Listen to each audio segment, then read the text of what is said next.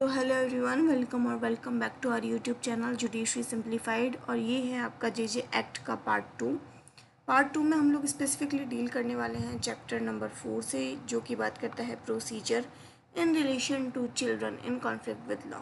यानी हम यहाँ पर उन बच्चों की बात कर रहे हैं जो कि CCL है। चलिए शुरू करते हैं। सेक्शन 10 क्या बोलता है और सेक्शन 11 क्या बोलता है, ये सब जानने से पहले मैं आपको एक बहुत इम्पॉर्टेंट चीज़ बताने वाली हूँ। आप उसको अच्छे से पहले तो समझिए। मैंने बोला था आपको लास्ट सेशन में कि मैं एक चार्ट लेके आऊँगी आपके लिए बना के, तो मैं यहाँ पे लेके आई हूँ। अब देखिए प्रोसीजर क्या होता है CCL का। ऐसे तो बहुत सारे सेक्शन दिए हुए हैं, बट हमें एक फ़्लो समझना हो कि जनरली हो क्या रहा है उस CCL के साथ में, है ना। जब हम CCL को लेके जा रहे हैं तो उसके साथ में क्या कर रहे हैं हम लोग, तो वही पता करने के लिए हम लोग ये वाला प्रोसीजर पढ़ेंगे। यानी प्रोसीजर ऑफ CCL क्या होता है। स्टेज नंबर 1 क्या आती है कि जैसे ही उस चाइल्ड को एप्रहेंड किया जाता है। एप्रहेंड का मतलब क्या होता है, उस बच्चे को हम कहते हैं पकड़ा जाता है।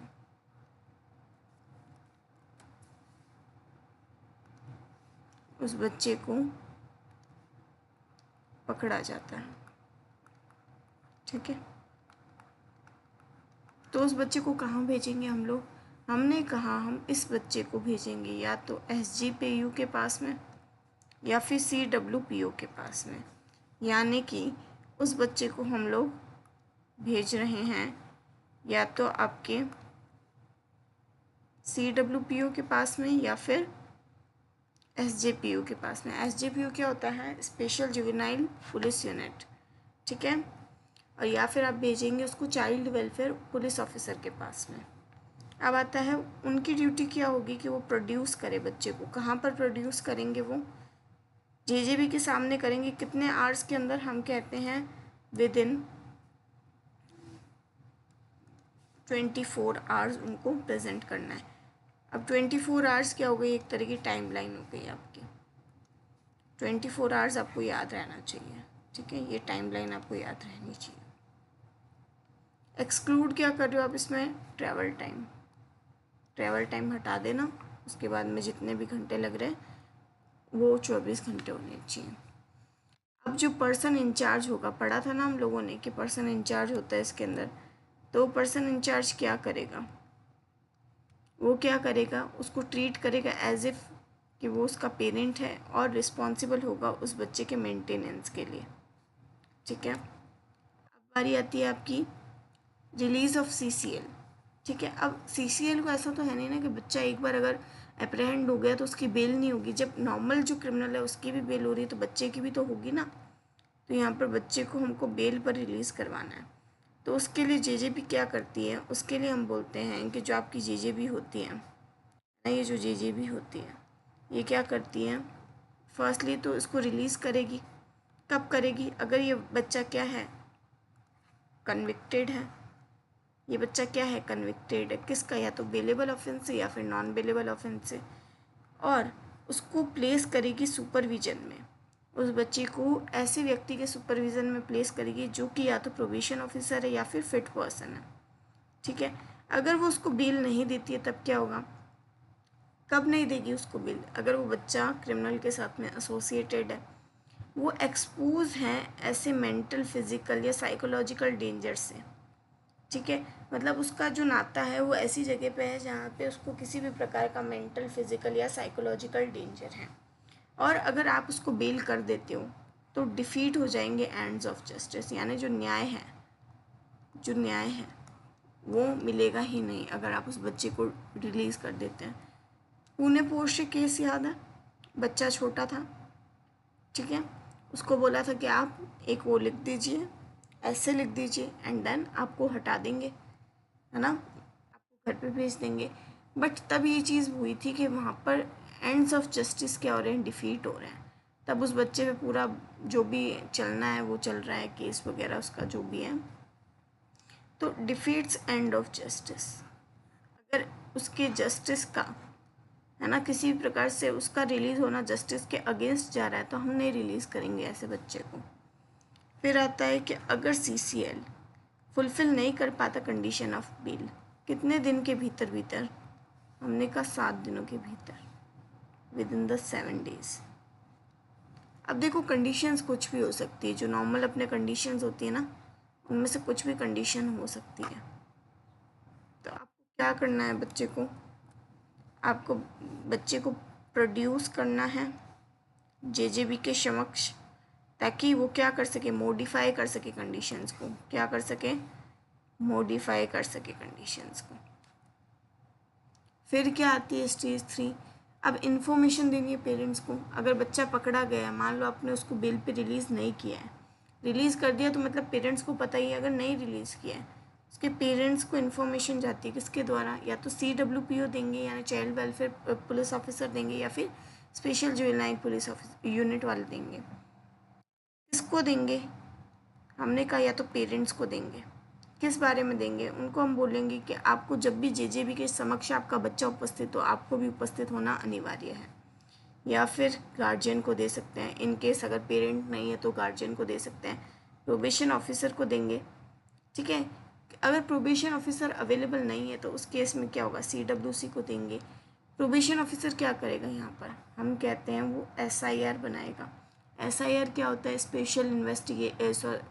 सोशल इन्वेस्टिगेशन रिपोर्ट, जो पढ़ी थी ना हमने बच्चे की, कि बच्चे ने किस सोसाइटल सर्कमस्टांसेस में क्या उसकी परिस्थितियाँ रही है कि उसने कोई क्राइम कमिट किया है, वो पढ़ेंगे। फिर आता है आपका इंक्वायरी टू जेजेबी, ठीक है। अब जेजेबी क्या करेगी, इंक्वायरी करेगी। अब उसको कितने टाइम में कंप्लीट करनी है इंक्वायरी, हमने कहा 4 महीने के अंदर अंदर इंक्वायरी कंप्लीट करनी है, जिसमें हमने 2 मंथ का एडिशनल एक्सटेंशन दिया है इसको, ठीक है। अब केस डिस्पोज कैसे होगा, क्या सारे केस एक तरह से चलेंगे क्या? हमने कहा नहीं। अगर पैटी ऑफेंसेस हैं, सीरियस ऑफेंसेस हैं, हीनियस ऑफेंसेस हैं, तो हर किसी केस में अलग अलग ढंग से उसका ट्रायल होगा। यानी ये इसकी डेफिनेशन क्लॉजेस दे रखे हैं मैंने, ठीक है ना। यहाँ पर ये डेफिनेशन क्लॉजेस हैं, ये जो है ना 245, 254, 233 पढ़ के आए थे ना हम लोग डेफिनेशन में, वही है।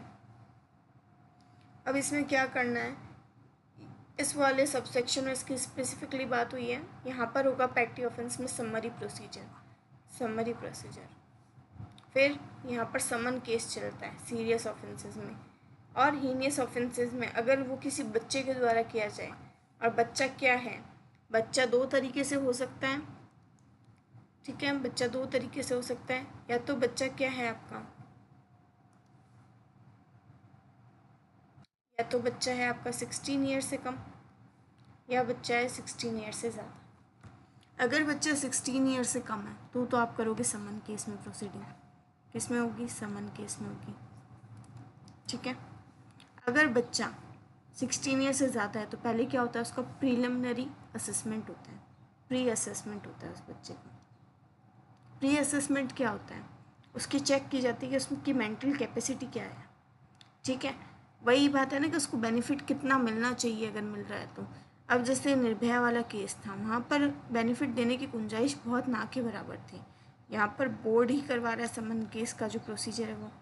यहाँ पर अंडर सेक्शन 18 ऑर्डर भी पास हो सकता है, और बोर्ड चाहे तो समन केस वाली प्रोसीडिंग पर मे ऑप्ट है ना, समन केस वाली प्रोसीडिंग ऑप्ट कर सकता है। अब स्पेशल होम और प्लेस ऑफ सेफ्टी ये जनरली सिर्फ CCL के लिए ही होती है। अब आता है प्रिलिमिनरी असेसमेंट, जो कि सेक्शन 15 में करवा दिया हमने। इसके बाद में क्या होता है, मान लो कि जो बच्चा है वो CCL नहीं है, और एक केस में है जो बच्चा है वो CCL है। यहाँ पर चाइल्ड क्या है, CCL नहीं है। यहाँ पर चाइल्ड क्या है, CCL है आपका। अगर CCL नहीं है बच्चा, अगर बच्चा CCL नहीं है तो ऑर्डर दे देंगे कि उस बच्चे को रिलीज़ कर दिया जाए। अगर वो किसी नीड और केयर एंड प्रोटेक्शन में है, किसी प्रकार की नीड में, तो उसको CWC में रेफ़र करेंगे। हमने ये चीज़ पढ़ी थी कि नहीं पढ़ी थी, कि in a particular case CCL can become CNCP, पढ़ा था ना। वही बात हो रही है। हमको अगर लगता है कि बच्चा CCL तो नहीं है बट वो CNCP है, तो उस वाला जो प्रोसीजर है वो पूरा फॉलो किया जाएगा। अब मान लो कि बच्चा कन्विक्टेड हो गया ऑफेंस का, यहाँ पर कन्विक्शन हुआ है बच्चे का, ठीक है। अगर बच्चा कन्विक्टेड हो गया तब क्या करना है हमको, हमने कहा उसको घर पे भेज देंगे एडमोनिशन के बाद में, यानी डांट फटकार के बाद में। ये कौन से सेक्शन में हो रहा है, ये अंडर सेक्शन 3 हो रहा है, कौन सा, प्रोविजन ऑफ ऑफेंडर्स एक्ट। या हम बच्चे को बोल देंगे कि तुम क्या करो, तुम पार्टिसिपेट करो किस में, ग्रुप काउंसलिंग में, ग्रुप काउंसलिंग में। या उसको बोल देंगे तुम कम्युनिटी सर्विस करो। तो ये अभी जो आपके नया आया है ना प्रोविज़न कम्युनिटी सर्विस वाला, हमको लगता है कोई बिरला नया प्रोविज़न आया, इससे पहले तो कम्युनिटी सर्विस थी नहीं कहीं पर। हमने कहा थी, इससे पहले भी कम्युनिटी सर्विस हुआ करती थी, बट वो JJ एक्ट में पहली बार दी गई थी अपने को, ठीक है ना। अब आता है आपका कि जो चाइल्ड है, जो पेरेंट है और जो गार्जियन है, उनको बोला जा सकता है फ़ाइन पे करो, ठीक है। रिलीज़ कर सकते हैं प्रोविजन ऑफ गुड कंडक्ट में, कहाँ पर, under section 4 of provision of offenders act बच्चे को। साथ ही साथ में आप उसको स्पेशल होम भेज सकते हो 3 साल के लिए, किस लिए, ताकि वो रिफॉर्म हो जाए, रिफॉर्मेशन के लिए, ठीक है। यहाँ पे एक नई चीज़ दे रखी है आपको, 3 ईयर, ये याद रखिएगा। अब आता है कि एडिशनल ऑर्डर्स कौन कौन से पास होंगे, स्पेशल होम भेज रहे हैं तो। हमने कहा उसको जब 3 साल के लिए भेज रहे हैं, उसका रिफॉर्मेशन करवाना है, तो क्या उस बच्चे की पर्सनल ग्रोथ रुक जानी चाहिए, कि हमने कहा नहीं, बच्चे से गलती हुई है तो उसको वापस सही करना हमारी जिम्मेदारी है। उसको बोलेंगे तुम जाके अटेंड करो स्कूल को, ठीक है, पढ़ो लिखो, अच्छे से चीज़ें करो, वोकेशनल ट्रेनिंग प्रोग्राम करो, यानी कोई नई स्किल सीखो। देन थेरेपेटिक सेंटर भेजेंगे उसको कि आप थेरेपी वगैरह लो। उसको प्रोहिबिट करेंगे कुछ जगह जाने से, कुछ जगह कौन सी, ऐसी जगह, मान लो उसकी गलत संगति में था वो व्यक्ति, वो बच्चा जब गलत संगति में था तभी वहाँ पर जाकर ही बिगड़ा, कुछ स्पेसिफिक लोगों के कांटेक्ट में आके ही बिगड़ा, तो उसको प्रोहिबिट कर देंगे कि ना तुमको उधर जाना, ना उन लोगों से मिलना। अगर बच्चा किसी भी प्रकार से एडिक्टेड हो चुका है, किसी ना किसी रीज़न से ड्रग अब्यूज़ वगैरह का शिकार था और वो एडिक्टेड हो चुका है, उसको बोलेंगे तुम डी एडिक्शन प्रोग्राम फॉलो करो, ठीक है। आई बात समझ में, हो क्या रहा है, ओवरऑल जो प्रोसेस है उसके अंदर हम क्या पढ़ने वाले हैं, क्या प्रोसीजर है। हम प्रोसीजर में यही चीज़ पढ़ने वाले हैं कि जब बच्चा है उसको डील कैसे कर रहे हैं हम लोग CCL को, क्या कोई स्पेसिफिक चीज़ हो रही है क्या यहाँ पर, या कोई स्पेसिफिक प्रोसीजर है। तो हमने कहा हाँ प्रोसीजर स्पेशल ही है यहाँ पर, क्योंकि एक स्पेशल लॉ है, ठीक है, क्योंकि एक स्पेशल लॉ है तो जो प्रोसीजर होगा वो भी स्पेशल ही होगा यहाँ पर, ठीक है। अब एप्रहेंशन का मतलब क्या होता है, उस बच्चे को हम लोगों ने पकड़ लिया, ठीक है। अब जैसे ही बच्चा कॉन्फ्लिक्ट विद लॉ है, एप्रहेंडेड है, किसके द्वारा, पुलिस द्वारा। कौन एप्रहेंड कर रहा है बच्चे को, हमने कहा जो पुलिस है ना वो बच्चे को एप्रहेंड कर रही है, वो बच्चे को एप्रहेंड कर रही है। ये कॉन्फ्लिक्ट विद लॉ है, ये एप्रहेंड कर रही है बच्चे को। तो पुलिस के साथ में उस बच्चे का क्या लेना देना होगा, उस बच्चे को जो पुलिस है वो चार्ज में रखेगी, किसके, SGPU के, या फिर designated child welfare police officer के, जो शेल प्रोड्यूस करेंगे, यानी कंपल्सरी प्रोड्यूस करने का बच्चे को, कहाँ पर, बोर्ड के सामने, बिना किसी लॉस ऑफ टाइम के 24 घंटे के अंदर अंदर। कब, एप्रहेंशन से लेकर 24 घंटे के अंदर अंदर। और जो टाइम नेसेसरी फॉर जर्नी है उसको हम क्या कर रहे हैं, एक्सक्लूड कर रहे हैं यहाँ पे। और उस जगह से आपने जहाँ पर अप्रहेंड किया है वहाँ से ये टाइम कैलकुलेट होगा। मान लो कि बच्चे को जयपुर में अप्रहेंड किया गया, ठीक है, केस कहाँ का था, जोधपुर का था। अब मान लो कि इस बच्चे को हम लोगों को अप्रहेंड करना है, तो 24 घंटे अगर सपोज करो, मान लो कि उसका लग रहा है, ठीक है, अपीयर करवाना है 24 घंटे के अंदर। मान लो अब जर्नी के अंदर कुछ घंटे लग गए ना, XYZ लग गए, तो वो XYZ एक्सक्लूड करने के बाद में 24 घंटे हैं, ठीक है। मतलब XYZ प्लस 24 घंटे हो गए। आई बात समझ में।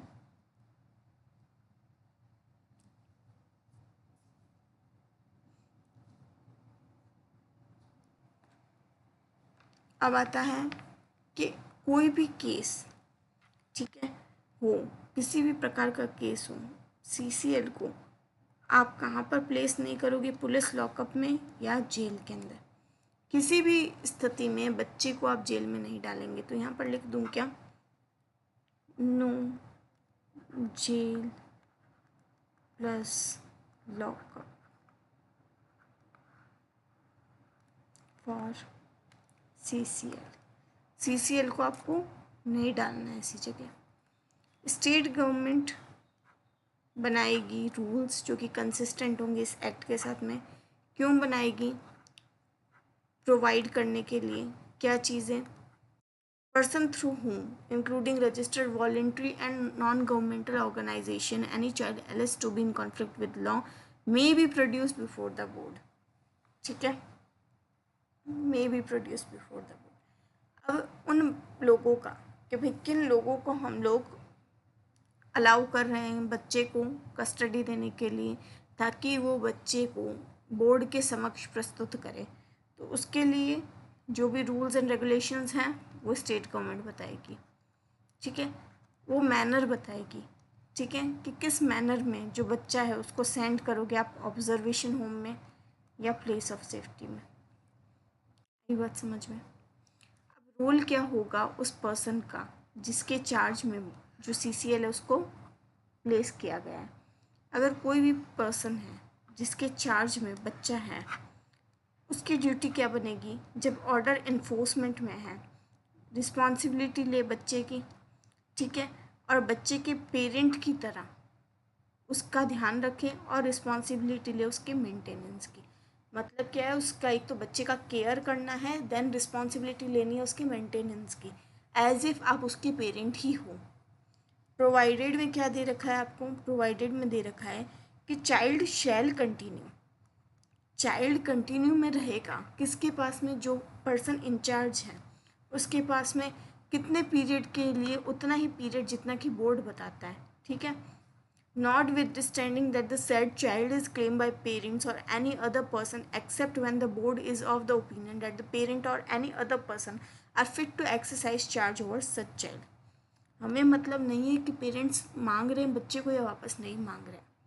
ठीक है, या कोई और व्यक्ति आके बच्चे की कस्टडी मांग रहा है नहीं मांग रहा है, बट अगर वो सीसीएल है तो बच्चा उस इंचार्ज के पास में ही रहेगा अनलेस और अनटिल बोर्ड को ऐसा लगता है कि नहीं इसके जो पेरेंट्स हैं वो अच्छे से बच्चे का ध्यान रख लेंगे और जो भी ड्यू प्रोसीजर है वो फॉलो हो जाएगा।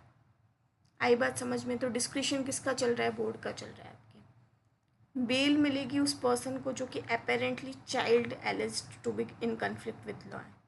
अपेरेंटली यानी लग रहा है ऐसा, ठीक है, महसूस हो रहा है। Van any person apparently child और वो कॉन्फ्लिक्ट विद लॉ है, उसने कमिट क्या किया है, बेलेबल या नॉन बेलेबल ऑफेंस किया है, उसको या तो अप्रहेंड कर लिया गया या डिटेन कर लिया गया है। किसके द्वारा, पुलिस के द्वारा।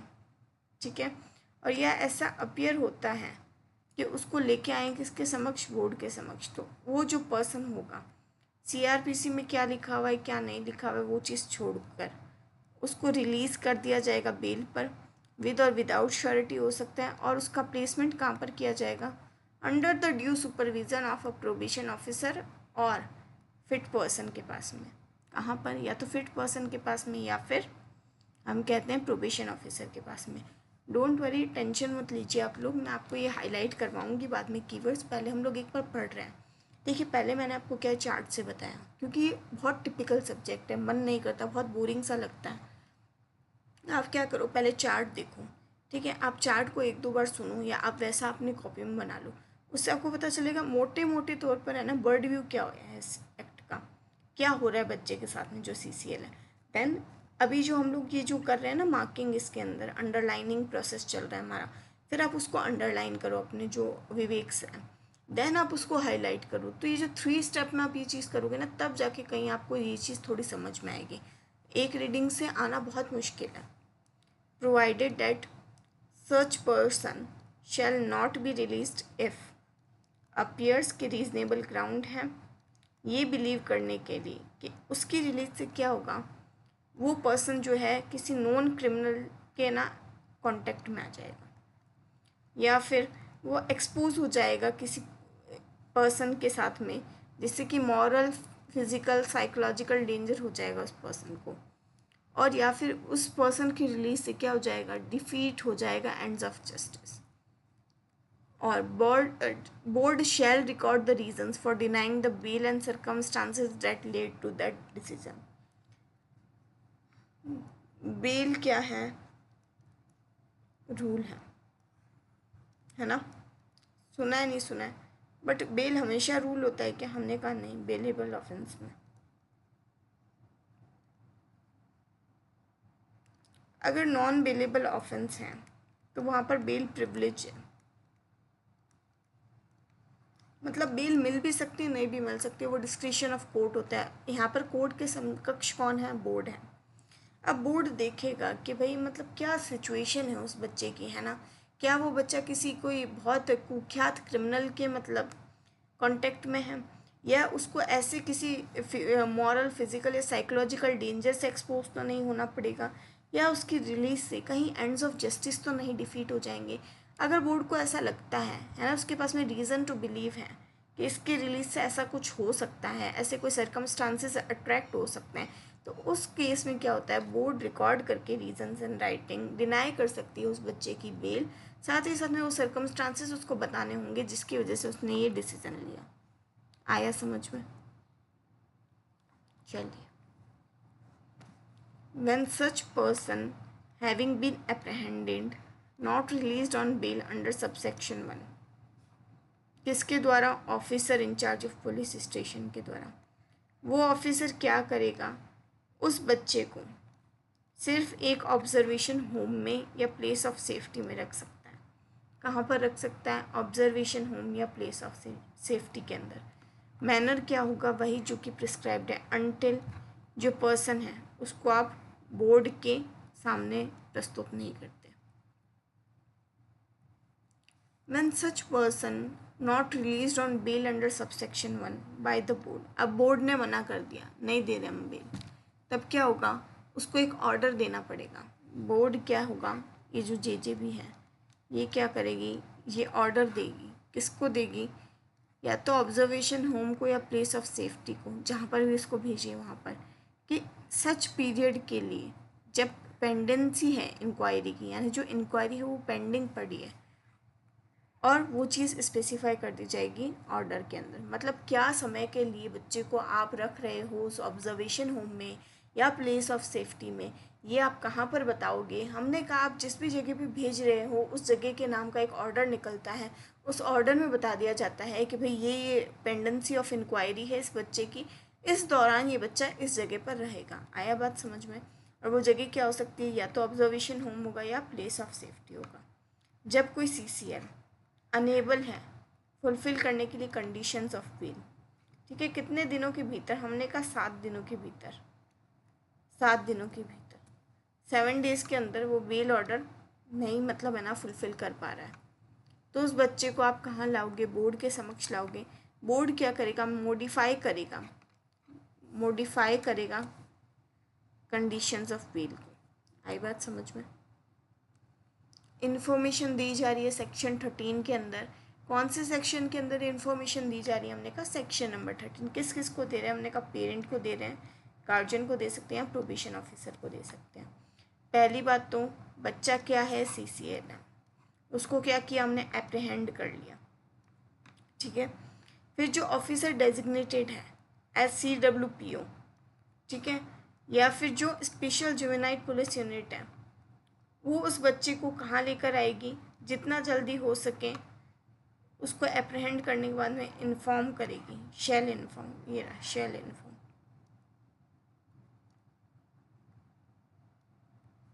किसको, पेरेंट या गार्जियन को, अगर वो फाउंड हो सकते हैं तो, और डायरेक्ट करेगी उनको क्या, प्रेजेंट रहिए बोर्ड के समक्ष जब बच्चे का प्रोडक्शन होगा वहाँ पे। मतलब क्या हुआ कि देखो कई बार होता है कि बच्चे का कोई पेरेंट या गार्जियन नहीं है, तो आप कहाँ से लेके आओगे, बट अगर ढूंढना आपके लिए संभव है और आप ढूंढ सकते हो, पहले ढूंढो एंड देन चाइल्ड को प्रोड्यूस करो, तब ये चीज़ उनको बुलवाओ कि जब भी आप बच्चे का प्रोडक्शन होगा बिफोर द बोर्ड तो आपको आना है वहाँ पर। प्रोबेशन ऑफिसर, सेकंड क्या बात कर रहे हैं, प्रोबेशन ऑफिसर की बात कर रहे हैं। और अगर कोई प्रोबेशन ऑफिसर नहीं है तो सी डब्ल्यू ओ किस चीज़ के लिए बुला रहे हैं भाई, हम उनको प्रिपेयर करने के लिए और सबमिट करवाने के लिए बुला रहे हैं। 2 वीक के अंदर बोर्ड को क्या कर रहे हैं, 2 वीक के अंदर बोर्ड को हम सबमिट करवा रहे हैं, विद इन 2 वीक्स।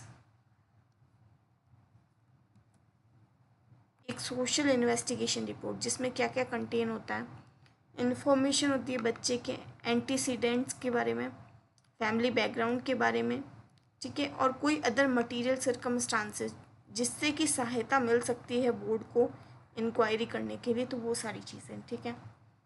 और जहाँ पर बच्चे को रिलीज़ कर दिया बेल में, तो जो प्रोबेशन ऑफिसर और CWO है वो क्या करेंगे, इन्फॉर्म्ड बाय द बोर्ड को इनको इन्फॉर्म करना है, ठीक है। अब देखो इन्फॉर्म करना क्यों ज़रूरी है। अगर प्रोबेशन ऑफिसर है उसको आपने इन्फॉर्म नहीं किया कि भाई बच्चे को हमने रिलीज़ कर दिया है बेल पर, तो क्या है फिर वो बेचारा जो प्रोबेशन ऑफिसर होगा वो पीछे पीछे घूमता रहे बच्चे की। तो ये कुछ उनकी ड्यूटी है कि भाई आपको बताना पड़ेगा कि बच्चे का रिलीज़ हो गया बेल पर, तो आप इसको फॉलो करें नहीं करें, कोई एडिशनल इंस्ट्रक्शंस हैं जो भी इस एक्ट के अकॉर्डिंग बनते हैं वो उसको बता दिए जाए।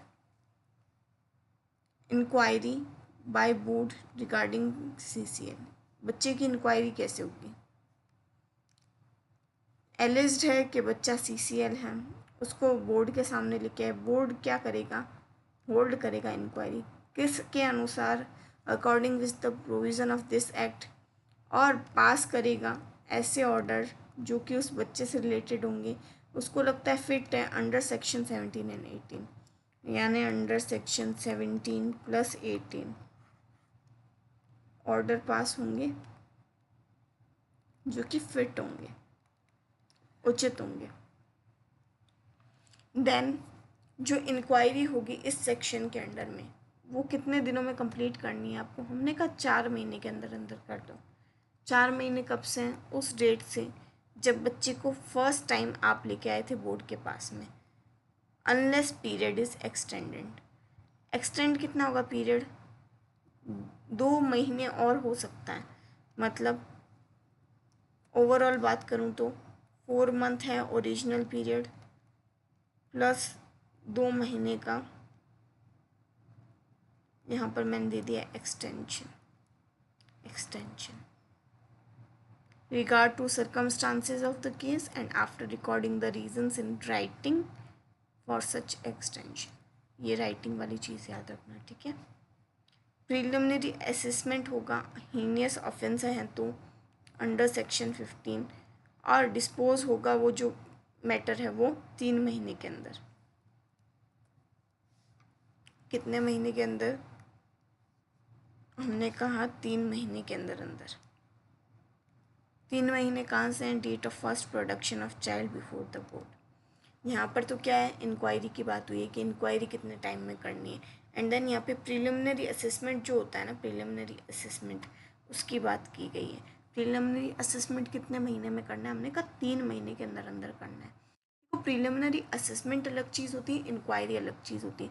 इंक्वायरी तो मतलब आपको पता है, आप श्योर हो कि बच्चा क्या है आपका, बच्चा आपका एक जो है वो नॉर्मल सा ऑफेंस करके आए और आपको लगता है कि भाई ये हीनियस काइंड ऑफ ऑफेंस नहीं है, या इस ऑफेंस को हम हीनियस की कैटेगरी में नहीं मान सकते। थर्ड वाले के अंदर क्या हो रहा है कि बच्चे को हीनियस ऑफेंस की कैटेगरी में मान रहे हो आप, आपको लगता है कि बच्चे ने हीनियस ऑफेंस किया है।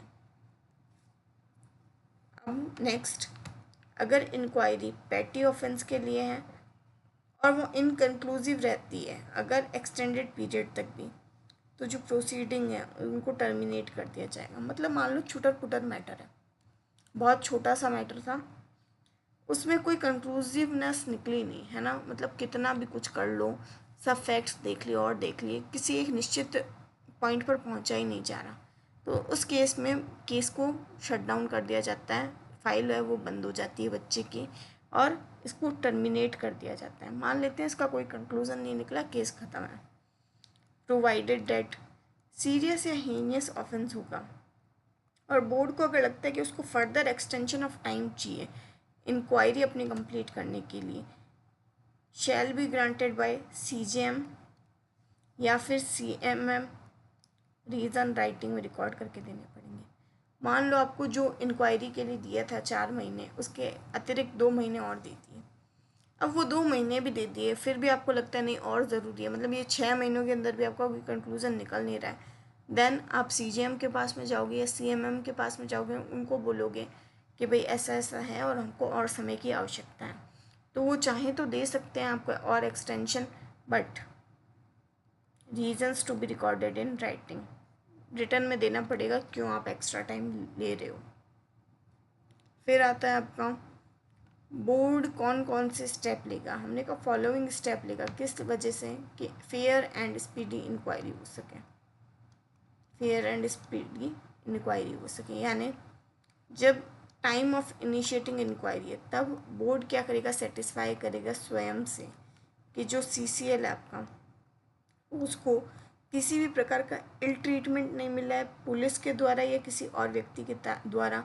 इंक्लूड क्या क्या कर दिया इसमें, लॉयर और प्रोबेशन ऑफिसर कर दिया, और साथ ही साथ में करेक्टिव स्टेप लेने हैं अगर कोई इल ट्रीटमेंट होता है तो।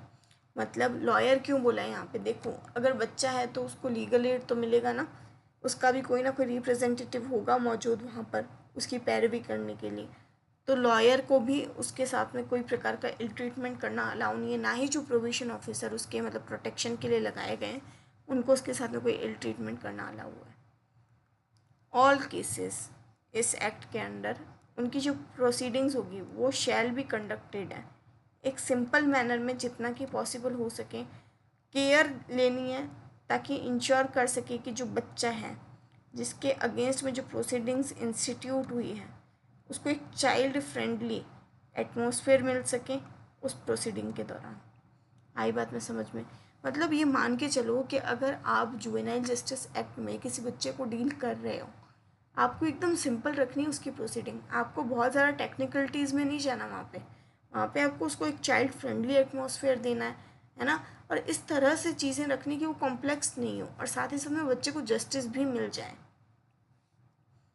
हर जो बच्चा होगा जिसको आप बोर्ड के समक्ष ला रहे हो उसको आप दोगे opportunity of being heard and participate in the inquiry. ये क्या है, ये नेचुरल जस्टिस का प्रिंसिपल है ना, है कि नहीं है। क्यों कर रहे हैं हम ये चीज़, देखिए जब हार्डकोर क्रिमिनल्स होते हैं ना उनको भी है ना अपना पक्ष रखने का मौका दिया जाता है, ये तो फिर भी बच्चों का मैटर है, क्यों नहीं देंगे हम, देना ही पड़ेगा हमको। पेटी ऑफेंस के केसेस में क्या होगा, उनको डिस्पोज किया जाएगा बोर्ड के द्वारा समरी प्रोसीडिंग में। रूल्स कौन सा होगा, प्रोसीजर कौन सा होगा, वही जो CRPC में दे रखा है अब BNSS में। सीरियस ऑफेंस की कैसे होगी, समन केसेस में जैसे चलता है ना ट्रायल वैसे। हीनियस ऑफेंसेस की कैसे होगी, अगर बच्चा जो है 16 ईयर से बिलो है तो क्या होगा, अंडर क्लॉज E हो जाएगा सारा काम। यानी अंडर क्लॉज E में क्या दिया है आपको, समन केस दिए नहीं दिए। अगर बच्चा अबव है 16 ईयर से तो उसको उसी मैनर में डील करना जैसा कि सेक्शन नंबर 15 ने बताया। सेक्शन नंबर 15 ने क्या बताया, हमने कहा वो प्रिलिमिनरी असेसमेंट की बात करता है। वो क्या होता है प्रिलिमिनरी असेसमेंट, हमने कहा कि जब कोई हीनियस ऑफेंस होता है ना और वो किया किसी बच्चे ने जो कि alleged to be in conflict with law है, ठीक है, या तो उस बच्चे ने कंप्लीट कर लिया है या अबव है 16 ईयर से, यानी मान लो या तो इक्वल्स टू 16 है या 16 ईयर से ज़्यादा है। बोर्ड क्या कंडक्ट करेगी, एक प्रिलिमिनरी असेसमेंट करवाएगी उसका, उसकी मेंटल और फिजिकल कैपेसिटी देखी जाएगी कि क्या वो कमिट कर सकता है ऐसा ऑफेंस। एबिलिटी को चेक किया जाएगा कि वो अंडरस्टैंड कर सकता है कि कॉन्सिक्वेंसेस क्या हैं उसके ऑफेंस के। साथ ही साथ में वो सर्कमस्टांसेस देखे जाएंगे जिसके अंदर उस व्यक्ति ने वो ऑफेंस किया है, और पास कर सकती है ऐसा ऑर्डर जो कि किसके मतलब साथ में होगा, उन प्रोविज़न के साथ में होगा जो 18(3) के अंदर प्रोवाइडेड है। Provided for such assessment board में take assistance of experience psychologist, psycho social worker और अदर एक्सपर्ट। कोर्ट को लगे कि भाई इस असेसमेंट के लिए हमको ज़रूरी है कि कुछ प्रोफेशनल्स की हेल्प ली जाए, एक्सपीरियंस साइकोलॉजिस्ट की, साइको सोशल वर्कर्स की, एक्सपर्ट्स की, तो वो चाहे तो ले सकते हैं, कोई मना ही नहीं उसमें। एक्सप्लेनेशन में क्या दिया है, इस सेक्शन के पर्पस के लिए ये क्लैरिफाई किया गया है कि जो प्रिलिमिनरी असेसमेंट है वो ट्रायल नहीं है, पर क्या है, ये एसेस करता है कैपेसिटी उस बच्चे की, commit and understand consequences of the एलिज्ड offence. मतलब उस बच्चे पे जो भी ऑफेंस करने का हम लोग इल्ज़ाम लगा रहे हैं, है ना, तो इसमें वो चीज़ चेक की जाएगी कि बच्चे की कैपेसिटी क्या है ना, कैपेसिटी है, क्या वो ऐसा कमिट कर सकता है या अंडरस्टैंड कर सकता है उस तरह का ऑफेंस। तब हम लोग ये चेक करने के लिए प्रीलिमिनरी असेसमेंट करते हैं। यानी मैं ये चीज़ बोल दूँ क्या, प्रीलिमिनरी असेसमेंट जो है नॉट इक्वल्स टू ट्रायल, यही लिखा हुआ है इस पूरे एक्सप्लेनेशन में। चलिए next.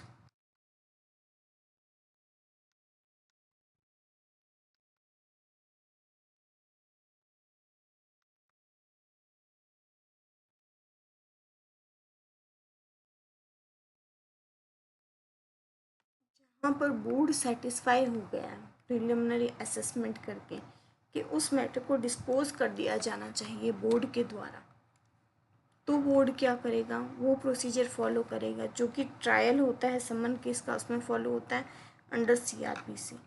Provided order of board to dispose the matter shall be appealable under section 101 subsection 2, 101 subsection 2। यहाँ पर अपील होगी किसकी, order of board to dispose case की। आई बात समझ में। आगे क्या दिया हुआ है कि जो असेसमेंट होगा इस सेक्शन में वो कितने दिनों में करना है, उसी पीरियड में करना है जो कि आपने सेक्शन नंबर 14 के अंदर बता दिया है, ठीक है। सेक्शन नंबर 14 में एक ऑर्डर पास हो रहा था, नहीं हो रहा था, और उसके साथ में कुछ टाइम लिमिट्स दे रखी थी, नहीं दे रखी थी, बस वही टाइम लिमिट्स हैं। Review of pendency of inquiry, CGM या फिर चीफ मेट्रोपॉलिटन मजिस्ट्रेट वो क्या करेंगे, shall review pendency of cases of the board once in every 3 months, once in every 3 months।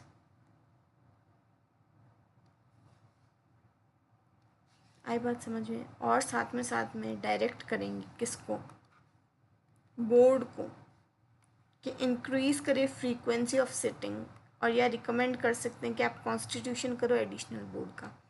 देखो, रिव्यू करने का मतलब क्या है, हमारे भी देश के अंदर कितने केसेस पेंडिंग पड़े हैं आज की डेट में, बहुत सारे हैं।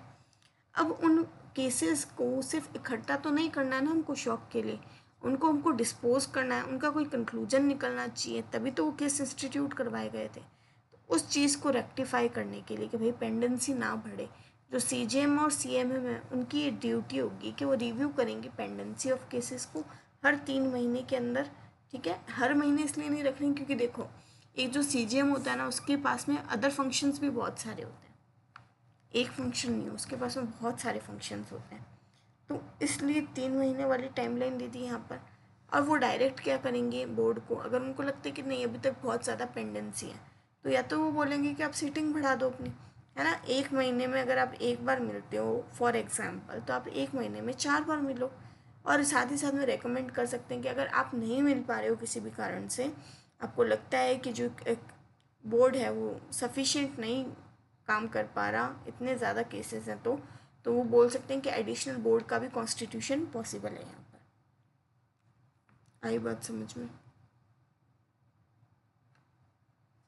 जो नंबर ऑफ केसेस पेंडिंग है बोर्ड के समक्ष, duration of such pendency, nature of such pendency and reason thereof, review करेंगे हर 6 महीने में एक हाई लेवल कमेटी, जिसमें कौन कौन होता है, जिसमें एक तो होगा आपके executive chairperson, state legal service authority का, जिसको तो हम चेयरमैन बनाएंगे।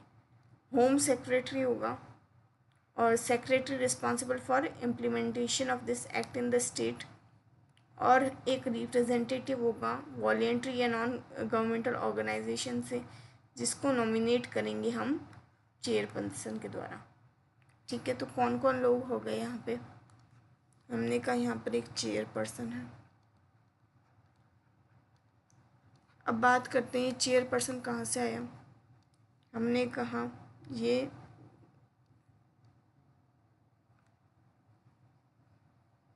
जो चेयरपर्सन है ये यहाँ पर नहीं आएगा। एग्जीक्यूटिव चेयरपर्सन होगा कहाँ का?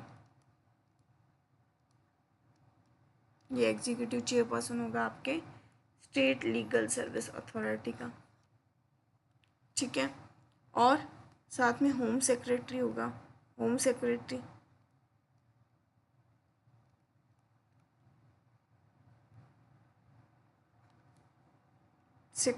होगा जो कि रिस्पॉन्सिबल होगा इम्प्लीमेंटेशन के लिए। कहाँ पर? स्टेट में। देन एक रिप्रेजेंटेटिव होगा जिसको नॉमिनेट कौन करेगा? जिसको नॉमिनेट करेंगे आपके चेयरपर्सन साहब। आई बात समझ में? तो कुल मिला के देखो, ये जो एक्ट है ना पूरा, आप इसको बहुत ज़्यादा वैसे मत लो कि यार ये क्या है, कुछ समझ में नहीं आ रहा। आप इसको ऐसे समझो कि एक प्रैक्टिकल चीज़ की तरह समझो कि एक कोर्ट है तो उसमें कौन कौन है, वो क्या कर रहे हैं क्या नहीं कर रहे हैं, वैसे समझो। उसको प्रैक्टिकल वे में समझने की कोशिश कर, तो ये थोड़ा याद भी रहेगा आपको। जो इन्फॉर्मेशन होगी इस पेंडेंसी की, also be furnished by board. किसको देगा? चीफ जुडिशियल मजिस्ट्रेट या सीएमएम को देगा। साथ ही साथ में डिस्ट्रिक्ट मजिस्ट्रेट को देगा, क्वार्टरली बेसिस पर देगा, prescribed by the state government. Quarterly हो गया ना यहाँ पे। डिस्ट्रिक्ट मजिस्ट्रेट क्या करेगा? जब भी ज़रूरत पड़ेगी बेस्ट इंटरेस्ट ऑफ चाइल्ड में कॉल करेगा क्या चीज़? इन्फॉर्मेशन। सारी स्टेक होल्डर से इंक्लूडिंग बोर्ड एंड कमिटी, इनको बोलेगा कि आप आइए और दीजिए इन्फॉर्मेशन, क्या चल रहा है, क्यों चल रहा है, कैसे चल रहा है, उसके बारे में। अब जितने भी ऑर्डर्स होंगे आपके कि जो सीसीएल के हैं, वो कौन से होंगे? जहाँ बोर्ड सेटिस्फाइड है इंक्वायरी करने पर कि जो बच्चा उनके समक्ष आया उसने ऑफेंस नहीं किया, नॉट कमिटेड। बाकी कहाँ कुछ लिखा हुआ है नहीं लिखा हुआ है उसको छोड़ते हुए, board shall pass an order to that effect. Board उस हिसाब से एक ऑर्डर पास कर देगा। ऐसे केस में जहाँ पर बोर्ड को जो लगता है कि जो बच्चा है सबसेक्शन 1 का वो सीएनसीपी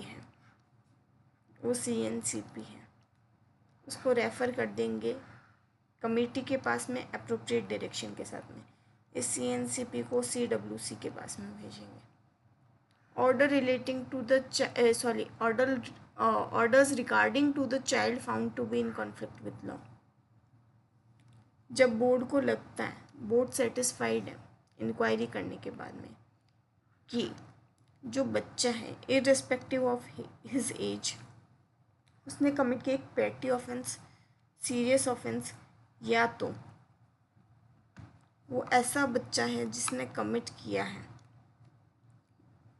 बिलो 16 ईयर ऑफ एज है और हीनियस ऑफेंस, या फिर 16 ईयर से ज़्यादा है और उसने किया कोई हीनियस ऑफेंस। बोर्ड क्या करेगा? प्रिलिमिनरी असेसमेंट करने के बाद में डिस्पोज करेगा उस मैटर को। Then notwithstanding anything contrary contained in any other law time being in force and based on the nature of offense, specific need for supervision or intervention, circumstances as brought out in social investigation report and past conduct of the child, board में अगर उसको लगे तो allow कर सकता है बच्चे को एडवाइस या एडमोनिशन के बाद में एप्रोप्रिएट इंक्वायरी और काउंसलिंग के साथ में कि आप जाओ अपने पेरेंट्स के साथ में घर, और काउंसलिंग ऐसा नहीं सिर्फ बच्चे की होगी, उसके पेरेंट्स और गार्जियन की भी होगी, क्योंकि कहीं ना कहीं उनसे भी कोई भूल चूक हुई है तभी जाके बच्चा किसी ऑफेंस के साथ अंत में ना एसोसिएट हुआ है ना। डायरेक्ट कर सकते हैं बच्चे को कि आप ग्रुप काउंसलिंग या सिमिलर एक्टिविटीज़ का हिस्सा बनो। चाइल्ड को बोल सकते हैं तुम कम्युनिटी सर्विस को ज्वाइन करो, वो परफॉर्म करो। और सुपरविजन किसका होगा, किसी ऑर्गेनाइजेशन या इंस्टीट्यूट का, या किसी स्पेसिफाइड पर्सन का ग्रुप, जो कि बोर्ड बताएगा, जिसको बोर्ड आइडेंटिफाई करता है।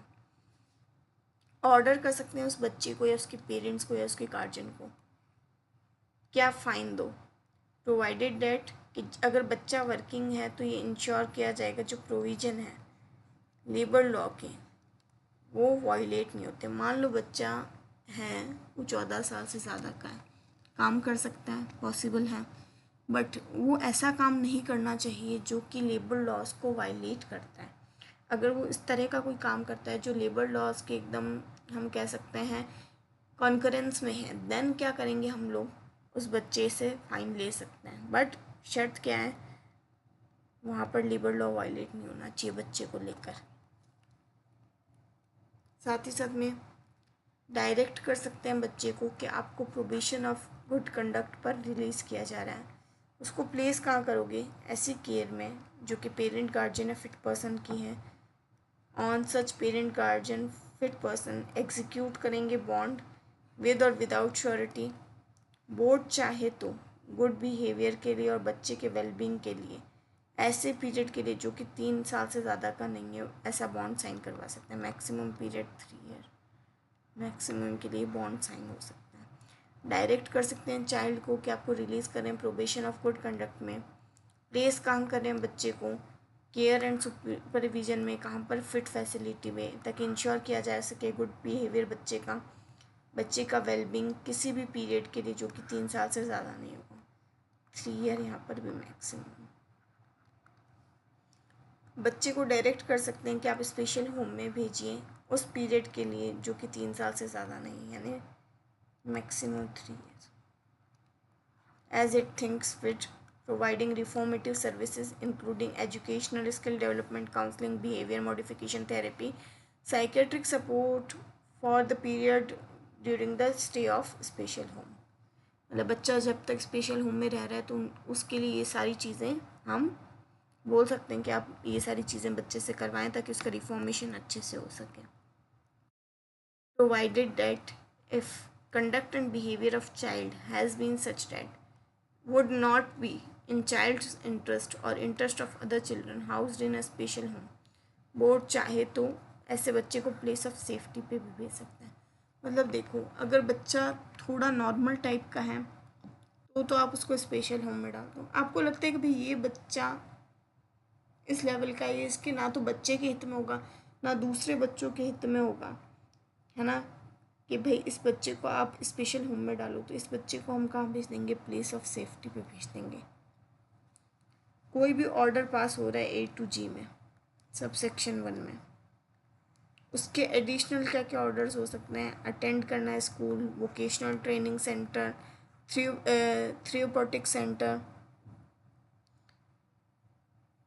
थेरेप्यूटिक सेंटर, एंड देन आपका हो सकता है विजिटिंग, फ्रीक्वेंटिंग और appearing at specified places, de addiction programme. ठीक है, जहाँ पर प्रीलिमिनरी असेसमेंट के बाद में बोर्ड को ऐसा लगे कि उनको एक ऑर्डर पास करना है और नीड है ट्रायल की, तो बच्चे को आप कहाँ भेजोगे, चिल्ड्रन कोर्ट में उस ऑफेंस के ट्रायल के लिए। ये वाली चीज़ कब अप्लाई होगी, पहले बात तो ये चीज़ आप स्टार मार्क कर लो।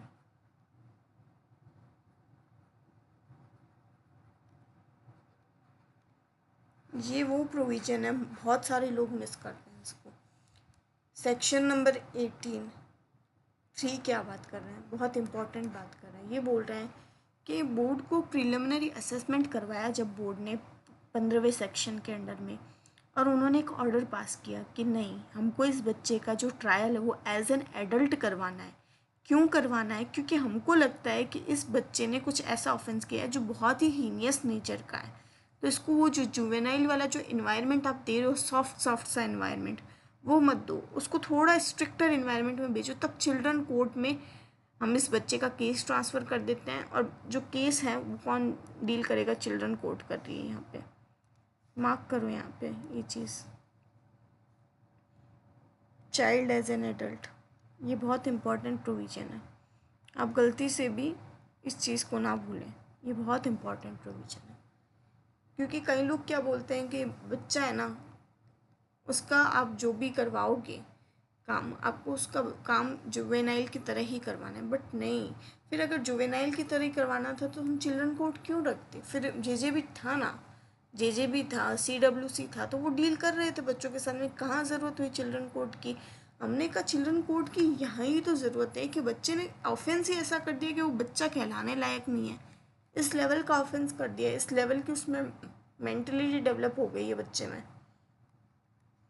एक बार क्या हुआ था, एक व्यक्ति कहीं पर, उन्होंने मुझसे इस बात पे जिद की थी कि बच्चे का जो ट्रायल है वो एज एन एडल्ट कहीं पर नहीं हो सकता, क्योंकि बच्चा जेजेबी के द्वारा ट्राई हो रहा है तो कहीं पर नहीं हो सकता। तो मैंने कहा जब अंडर सेक्शन 15 आप उसका प्रिलिमिनरी असेसमेंट करवा रहे हो ना, वहाँ पर उसकी जो मेंटलिटी देखी जाएगी ना, मेंटल लेवल जो उसका चेक किया जाएगा, वो इसीलिए किया जा रहा है कि अगर हीनियस ऑफेंस किया तो किस मेंटलिटी में रह के किया है। एक तो वो होता है अबोधता में आके कोई कर दिया काम, और एक वो होता है कि मतलब उस बच्चे को इस लेवल की उसकी जो मेंटलिटी हो चुकी है कि आप उसको रिवर्स नहीं कर सकते, तब उसके साथ में कुछ ज़्यादा दया दिखाने का स्कोप बचता नहीं है।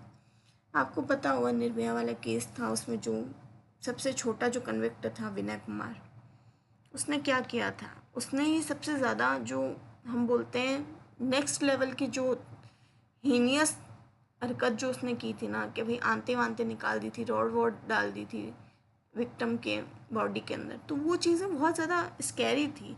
बोर्ड को, मतलब बोर्ड ने ट्राई किया था उसका केस, बट बोर्ड को भी समझ में नहीं आया होगा कि भाई ऐसे बच्चे से कैसे डील करें हम लोग, ये बच्चा हो भी सकता है क्या, क्योंकि वो 18 ईयर से कम था उस टाइम पे। और उस इंसिडेंट के बाद में इतने रिफॉर्म्स आए इंडिया के अंदर, तो मतलब कहीं ना कहीं उस एक केस ने इंडियन जो पीनल सिस्टम है उसको एक अलग नज़रिया दिया है कि आप बच्चा बोल के उसकी सारी गलती नहीं माफ़ कर सकते, आपको ग्रेविटी ऑफ ऑफेंस भी देखनी पड़ेगी। पहले क्या होता था, स्टार्टिंग में बच्चा भी अगर क्राइम करता था ना तो उसको भी मिलती थी पनिशमेंट, जब हम लोग कॉलोनियल एरा की से पहले की बात करें। फिर धीरे धीरे जैसे जैसे डेवलपमेंट होते गए, स्टैचूज़ वगैरह में पीनल प्रोविजन आए, तो बच्चों को इम्यूनिटी देने लग गए कि भाई ये तो बच्चा है, ये क्या ही समझता है। भाई बच्चा है क्या ही समझता है की बात नहीं है। आजकल के टाइम में आप देखोगे ना, तो एक जो बच्चा है उसका जो मेंटल लेवल है वो अप्रोक्सीमेटली टू एन एडल्ट के लेवल पे। आप जब बच्चे थे, आप जब 12-13 साल के थे, और अब के 12-13 साल के बच्चों को देखो, जो लेवल ऑफ मैच्योरिटी, जो लेवल ऑफ एक्सपोजर जो उनके पास में, वो आपके पास में नहीं था। तो ये चीज़ बहुत ज़्यादा इंपॉर्टेंट है, ये बात ध्यान रखिएगा। इसीलिए मैंने थोड़ा टाइम लिया है आपका यहाँ पर, ताकि आपको ये चीज़ ध्यान में रहे। चिल्ड्रन कोर्ट की क्या पावर होती है? अब देखिए सारा मैटर चिल्ड्रन कोर्ट पर आ गया है, अब हम चिल्ड्रन कोर्ट की ही बात करेंगे। रेसिप्ट ऑफ प्रिलिमिनरी असेसमेंट कहाँ से? बोर्ड से। अंडर सेक्शन 15 चिल्ड्रन कोर्ट चाहे तो डिसाइड कर सकते हैं, मे डिसाइड लिखा है यहाँ पे,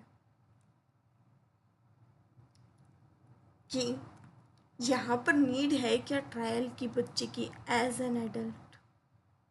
अगर है तो सीआरपीसी के प्रोविज़न लगा देंगे और अप्रोप्रिएट ऑर्डर्स जो होते हैं वो पास कर देंगे ट्रायल के बाद में, subject to the provision of this section. कौन सा section? 19 section and section number 21। यहाँ पर सेक्शन नंबर 19 है ना, this section. Considering the special need of child, the tenets of fair trial and maintaining a child friendly atmosphere. देखो बच्चे का environment तो अभी भी चाइल्ड फ्रेंडली है, बट प्रोविजंस वो अप्लाई हो गए, है ना, कि किस तरह से उसके एविडेंस लिए जा रहे हैं, किस तरह से उसको इन्वायरमेंट दिया जा रहा है, सब एज पर सीआरपीसी हो जाएगा। हमको ट्रायल उसका उसी तरीके से करवाना है। अगर यहाँ पर ट्रायल की नीड नहीं है बच्चे की एज एन एडल्ट, तो वो एक नॉर्मल इंक्वायरी कंडक्ट करवा सकती है बोर्ड की तरह, और पास कर सकती है appropriate order accordance with the provision of section number 18। Section 18 apply हो जाएगा। मान लो यहाँ पे ट्रायल नहीं करवाना हमको लगता है ज़रूरत नहीं है, हमको किसको, चिल्ड्रन कोर्ट को लगता है ट्रायल की ज़रूरत नहीं है, कैसे, एज एन एडल्ट, तो वो क्या करेगा, वो करेगा जेजेबी की तरह इंक्वायरी। अगर चिल्ड्रन कोर्ट इंश्योर करेगी कि जो फाइनल ऑर्डर है रिगार्ड टू सीसीएल उसमें इंक्लूड होगा कि इंडिविजुअल केयर प्लान जो कि रिहैबिलिटेशन ऑफ चाइल्ड के लिए होगा।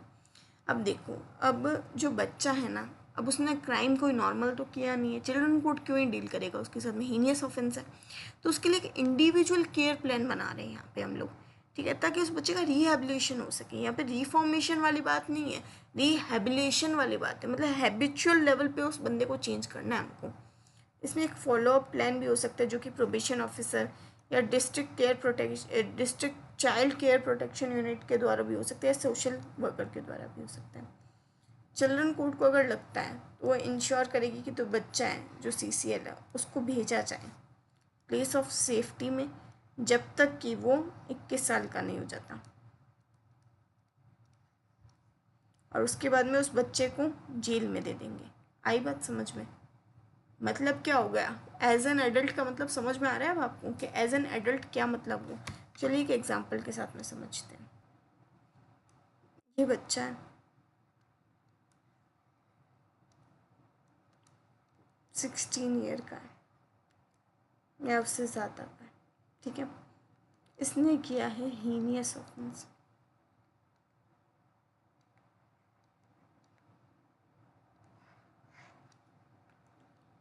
बोर्ड ने भेजा इसको चिल्ड्रन कोर्ट के पास में, चिल्ड्रन कोर्ट को लगता है एज एन एडल्ट इसका ट्रायल होना चाहिए, ठीक है। अब इसका ट्रायल हुआ, इसको जो भी सज़ा मिली, जो भी सज़ा मिली उस केस में 21 साल का जब तक ये बच्चा नहीं हो जाता, टिल 21 ईयर, इसको कहाँ रखो, प्लेस ऑफ सेफ्टी में रखो। और जैसे ही ये बच्चा 21 साल से प्लस में जा रहा है, इस बच्चे को आप ट्रांसफ़र कर दो जेल में, मतलब नो इम्यूनिटी। क्यों नहीं मिली इम्यूनिटी? क्योंकि इसने क्या किया है, हीनियस ऑफेंस किया। आया बात समझ में? इस बच्चे ने जो कि 16 ईयर से ज़्यादा का था, इसने हीनियस ऑफेंस किया, बोर्ड को लगा अंडर सेक्शन 15 प्रिलिमिनरी असेसमेंट होने के बाद में कि बच्चे को चिल्ड्रन कोर्ट भेजना है, इसका चिल्ड्रन कोर्ट को लगा बच्चे का ट्रायल, एडल्ट ट्रायल करवाना है, तो उसको जो भी सज़ा मिली, अगर 21 साल तक की उम्र का है वो, जब तक वो 21 का नहीं हो जाता तब तक तो प्लेस ऑफ सेफ्टी में रखो। उससे ज़्यादा अगर हो जाती है उसकी एज, क्योंकि सेंटेंस मान लो लंबा सेंटेंस मिला उस बच्चे को, तो उस केस में आप इसको शिफ्ट कर दो। आई बात समझ में? अब आता है प्रोवाइडेड एक्ट कि जो रिफॉर्मेटिव जो सर्विसेज हैं बच्चे की, है ना, वो एजुकेशनल सर्विस हो गई, स्किल डेवलपमेंट हो गई, अल्टरनेटिव थेरेपी हो गई जैसे counselling, behavioural modification therapy, psychiatric support, वो उस बच्चे को प्रोवाइड करना है। कब तक? जब तक कि वो रह रहा है प्लेस ऑफ सेफ्टी में। चिल्ड्रन कोर्ट को शैल इंश्योर, यानी मतलब ड्यूटी है उसकी इंश्योर करना कि पीरियोडिक फॉलोअप रिपोर्ट हर साल प्रोबेशन ऑफिसर या डीसीपीयू के द्वारा लें या सोशल वर्कर के द्वारा लें, ताकि इवेल्युएट कर जा सके बच्चे की क्या प्रोग्रेस है उस प्लेस ऑफ सेफ्टी में, और इंश्योर किया जा सके कि उस बच्चे के साथ में कोई इल ट्रीटमेंट नहीं हो रहा है किसी भी प्रकार का। मतलब देख लो, बच्चे ने इतना कुछ भी कर दिया है, हीनियस लेवल का ऑफेंस भी कर दिया, बट स्टिल पूरी कोशिश की जा रही है कि बच्चे को किसी भी प्रकार का हार्म नहीं पहुंचाया जाए, किसी प्रकार का दुर्व्यवहार नहीं हो बच्चे के साथ में। वो इसीलिए ताकि वो बच्चा कल को जाके कोई बड़ा हार्डकोर क्रिमिनल ना बने, और अगर हीनियस ऑफेंस एक बार हो भी गया, चाहे कोई भी रीज़न से हुआ, जो भी सर्कमस्टांसिस में हुआ हो, हम कोशिश पूरी करें कि क्योंकि वो छोटा बच्चा है, अभी भी पॉसिबिलिटी है, उसमें गुंजाइश है, हमको लग रहा है कि कुछ सही हो सकता है, तो हम कोशिश पूरी करेंगे उसको मेन स्ट्रीम जो सोसाइटी है उसमें लाने की। आई बात समझ में? जो भी रिपोर्ट है सब सेक्शन 4 की, कौन सी, ये जो सोशल वर्कर डीसीपीयू वाली है ना, इसको फॉरवर्ड करोगे आप चिल्ड्रन कोर्ट को, ये रिकॉर्ड करेगी और फॉलो अप करेगी जैसा कि इसको ज़रूरी होगा वैसा।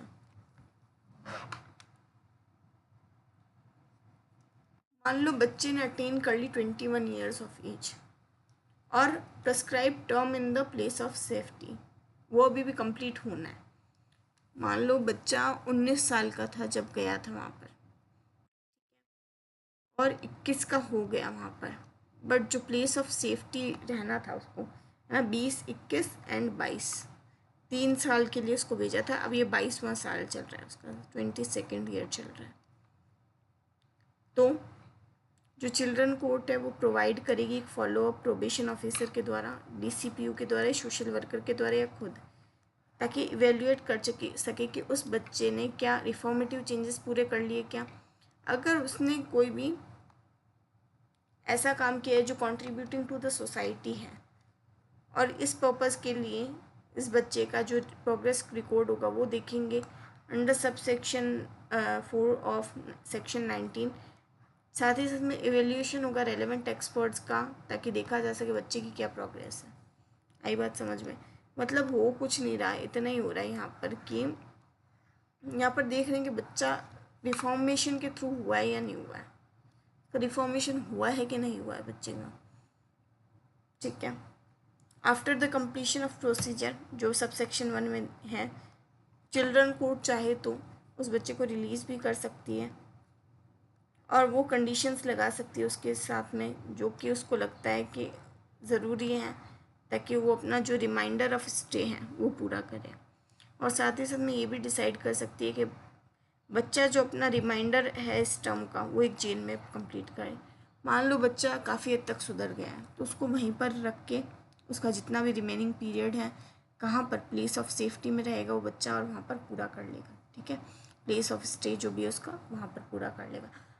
कल को चिल्ड्रन को ऐसा लगता है कि नहीं बच्चे के अंदर वो वैसा कोई रिफॉर्मेशन, वैसा कोई सुधार आया नहीं जो सोसाइटी को कंट्रीब्यूट करे, तो वो क्या करेगी, जितना भी बच गया है सेंटेंस वो उसको भेजेगी, तुम जाओ जेल में रहो।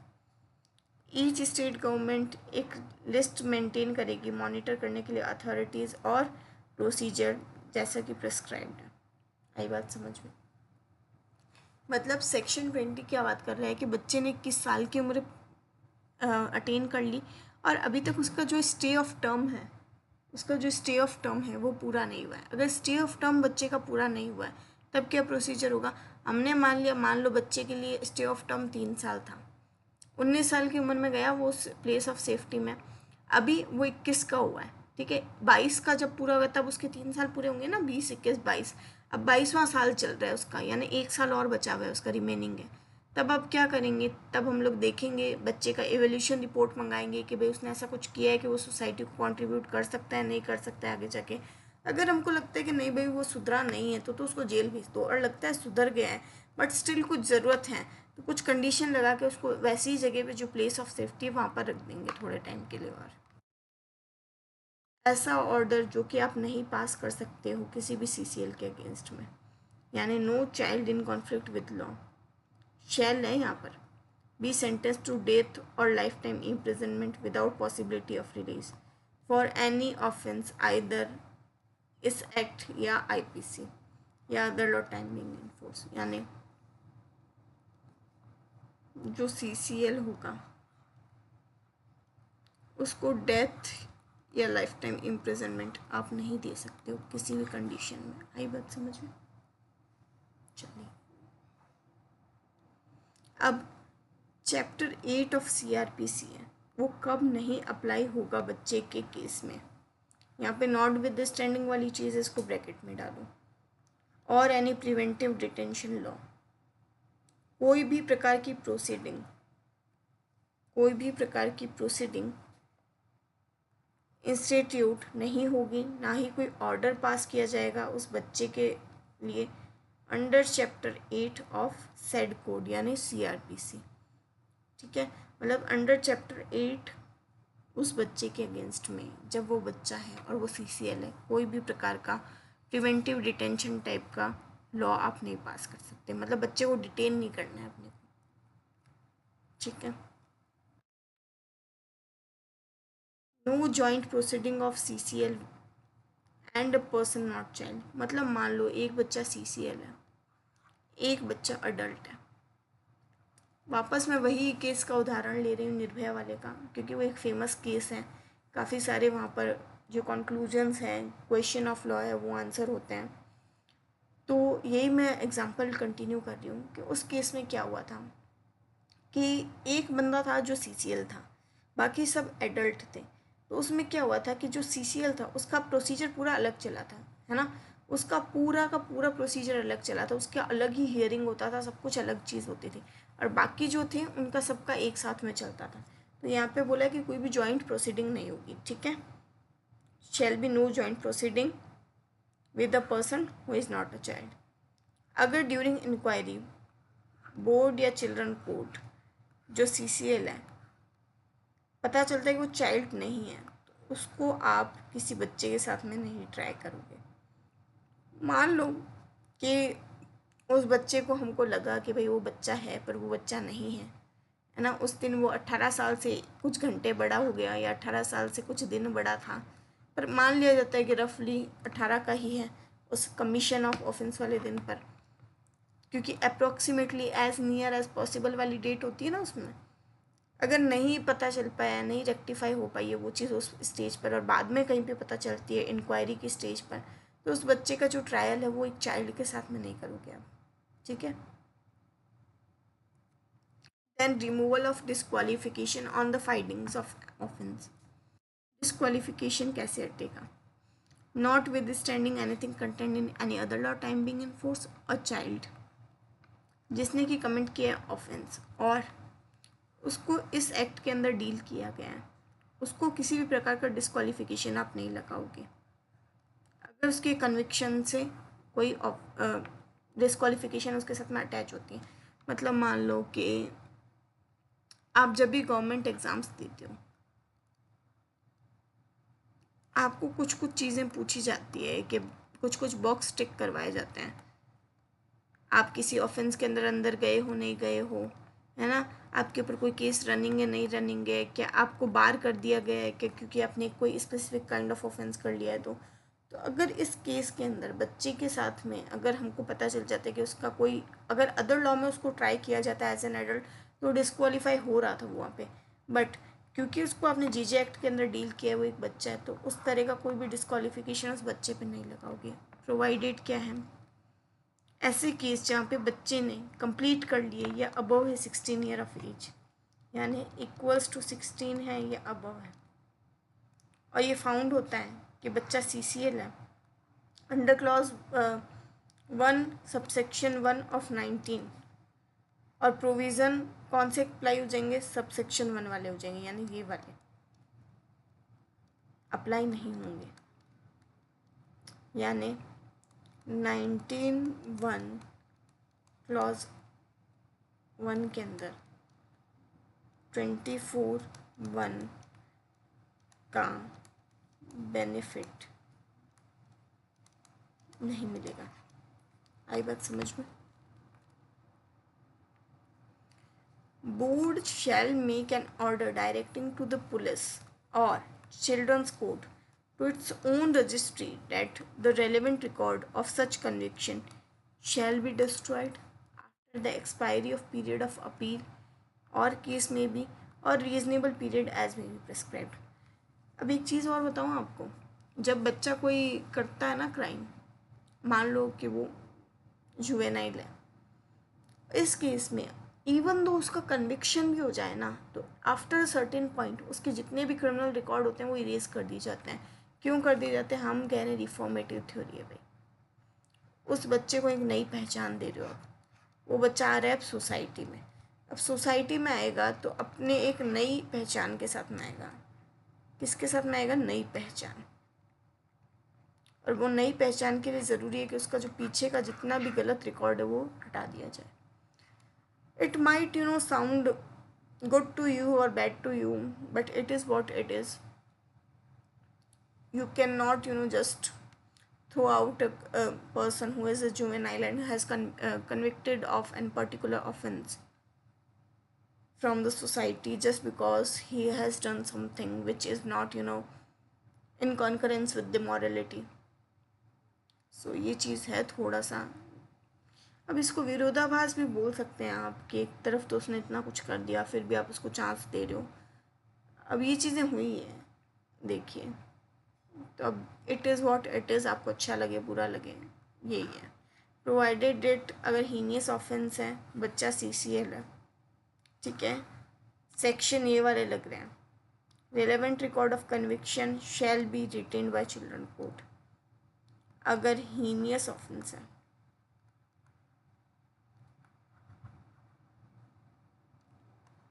तब तो रिकॉर्ड क्या करेंगे, रख लेंगे। क्यों रख रहा है चिल्ड्रन कोर्ट इस बच्चे के रिकॉर्ड? हीनियस ऑफेंस किया भी इसने। मान लो इस बंदे ने नहीं सुधराई है, इसने नाटक ही किया होगा शायद वहाँ पर रह के, और बाहर जाके हो सकता है वापस उसी लाइन में चला गया, वापस कोई ऐसा ऑफेंस किया जो कि हीनियस नेचर का है, तो उस पॉइंट पे उसको आइडेंटिफाई करने के लिए ये चीज़ काम आएगी, क्योंकि हमने इसको बेनिफिट दिया है ना, इसको नया जीवन दान दिया है। और ये वाली चीज़ तो हुआ है कि भाई नॉर्मली अगर कोई कन्विक्शन हुआ है तो अपना एक वो रजिस्ट्री दे के चिल्ड्रन कोर्ट उसके जितने भी रेलेवेंट रिकॉर्ड होते हैं कन्विक्शन के वो हटा देती है। एक रीजनेबल पीरियड जितना भी होता है, जो भी प्रिस्क्राइब टाइम होता है वो होता है। सेक्शन नंबर 25 पे आ जाइए आप। स्पेशल प्रोविजन पेंडिंग केसेस के not with standing anything contained in this act, जितनी भी जो प्रोसीडिंग्स होंगी CCL के साथ में और जो कि पेंडिंग है किसी बोर्ड के सामने या कोर्ट के सामने, कब? Date of commencement of this act, उनको कंटिन्यू करेगा बोर्ड या कोर्ट एज इफ ये एक्ट इनेक्टेड ही नहीं था, मतलब no retrospective effect as to proceedings of CCL cases by children court या GJB। ये चीज़ देखो, आपने पीछे एक प्रोविज़न पढ़ा था जहाँ पर एज का बेनिफिट तो हम दे रहे थे, वो तो है ना रेट्रोस्पेक्टिव था एज वाला तो, बट यहाँ पर क्या प्रोसीडिंग जो चल रही है ना उसका कोई रेट्रोस्पेक्टिव इफेक्ट नहीं होगा जिस दिन JJ एक्ट आया था। और अगर JJ एक्ट से पहले अगर कोई केस चल रहा था वो जुवेनाइल का था, प्रोसीडिंग उसकी वैसे ही चलेगी। हाँ, उसको बेनिफिट मिल सकता है कहीं कहीं, है ना, जुवेनाइलिटी वाला जो अपना बेनिफिट है वो मिल सकता है, बट प्रोसीडिंग वही चलेगी। आई बात समझ में?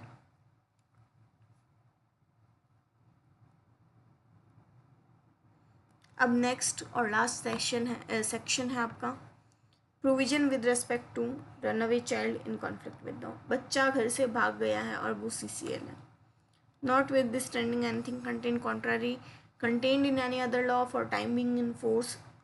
कोई भी जो पुलिस ऑफिसर है वो चार्ज लेगा बच्चे का जो कि CCL है और रन अवे है, स्पेशल होम से, ऑब्जर्वेशन होम से, प्लेस ऑफ सेफ्टी से, केयर ऑफ पर्सन, इंस्टीट्यूशन जहाँ पर उस बच्चे को हमने रखा था, ठीक है।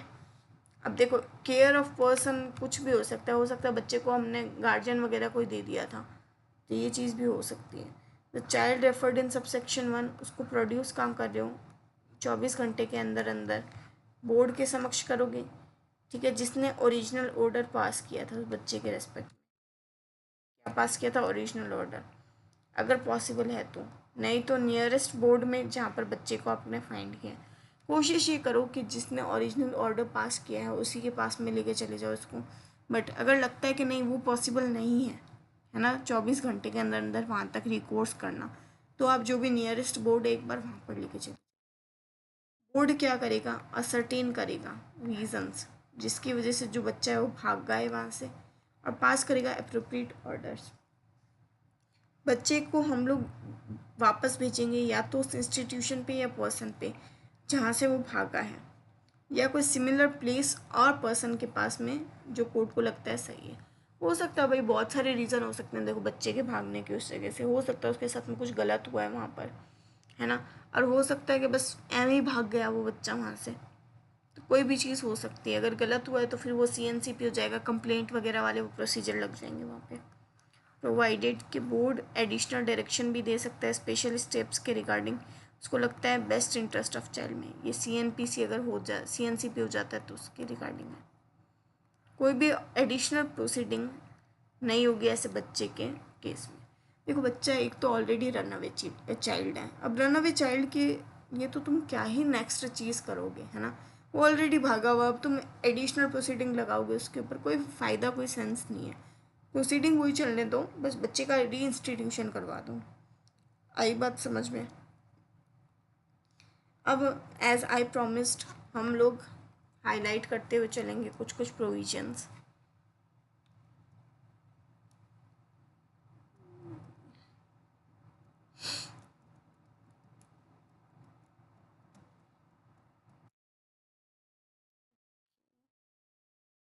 हाईलाइट करवा रही हूँ मैं कुछ कुछ चीज़ें, आप कर लीजिए, है ना।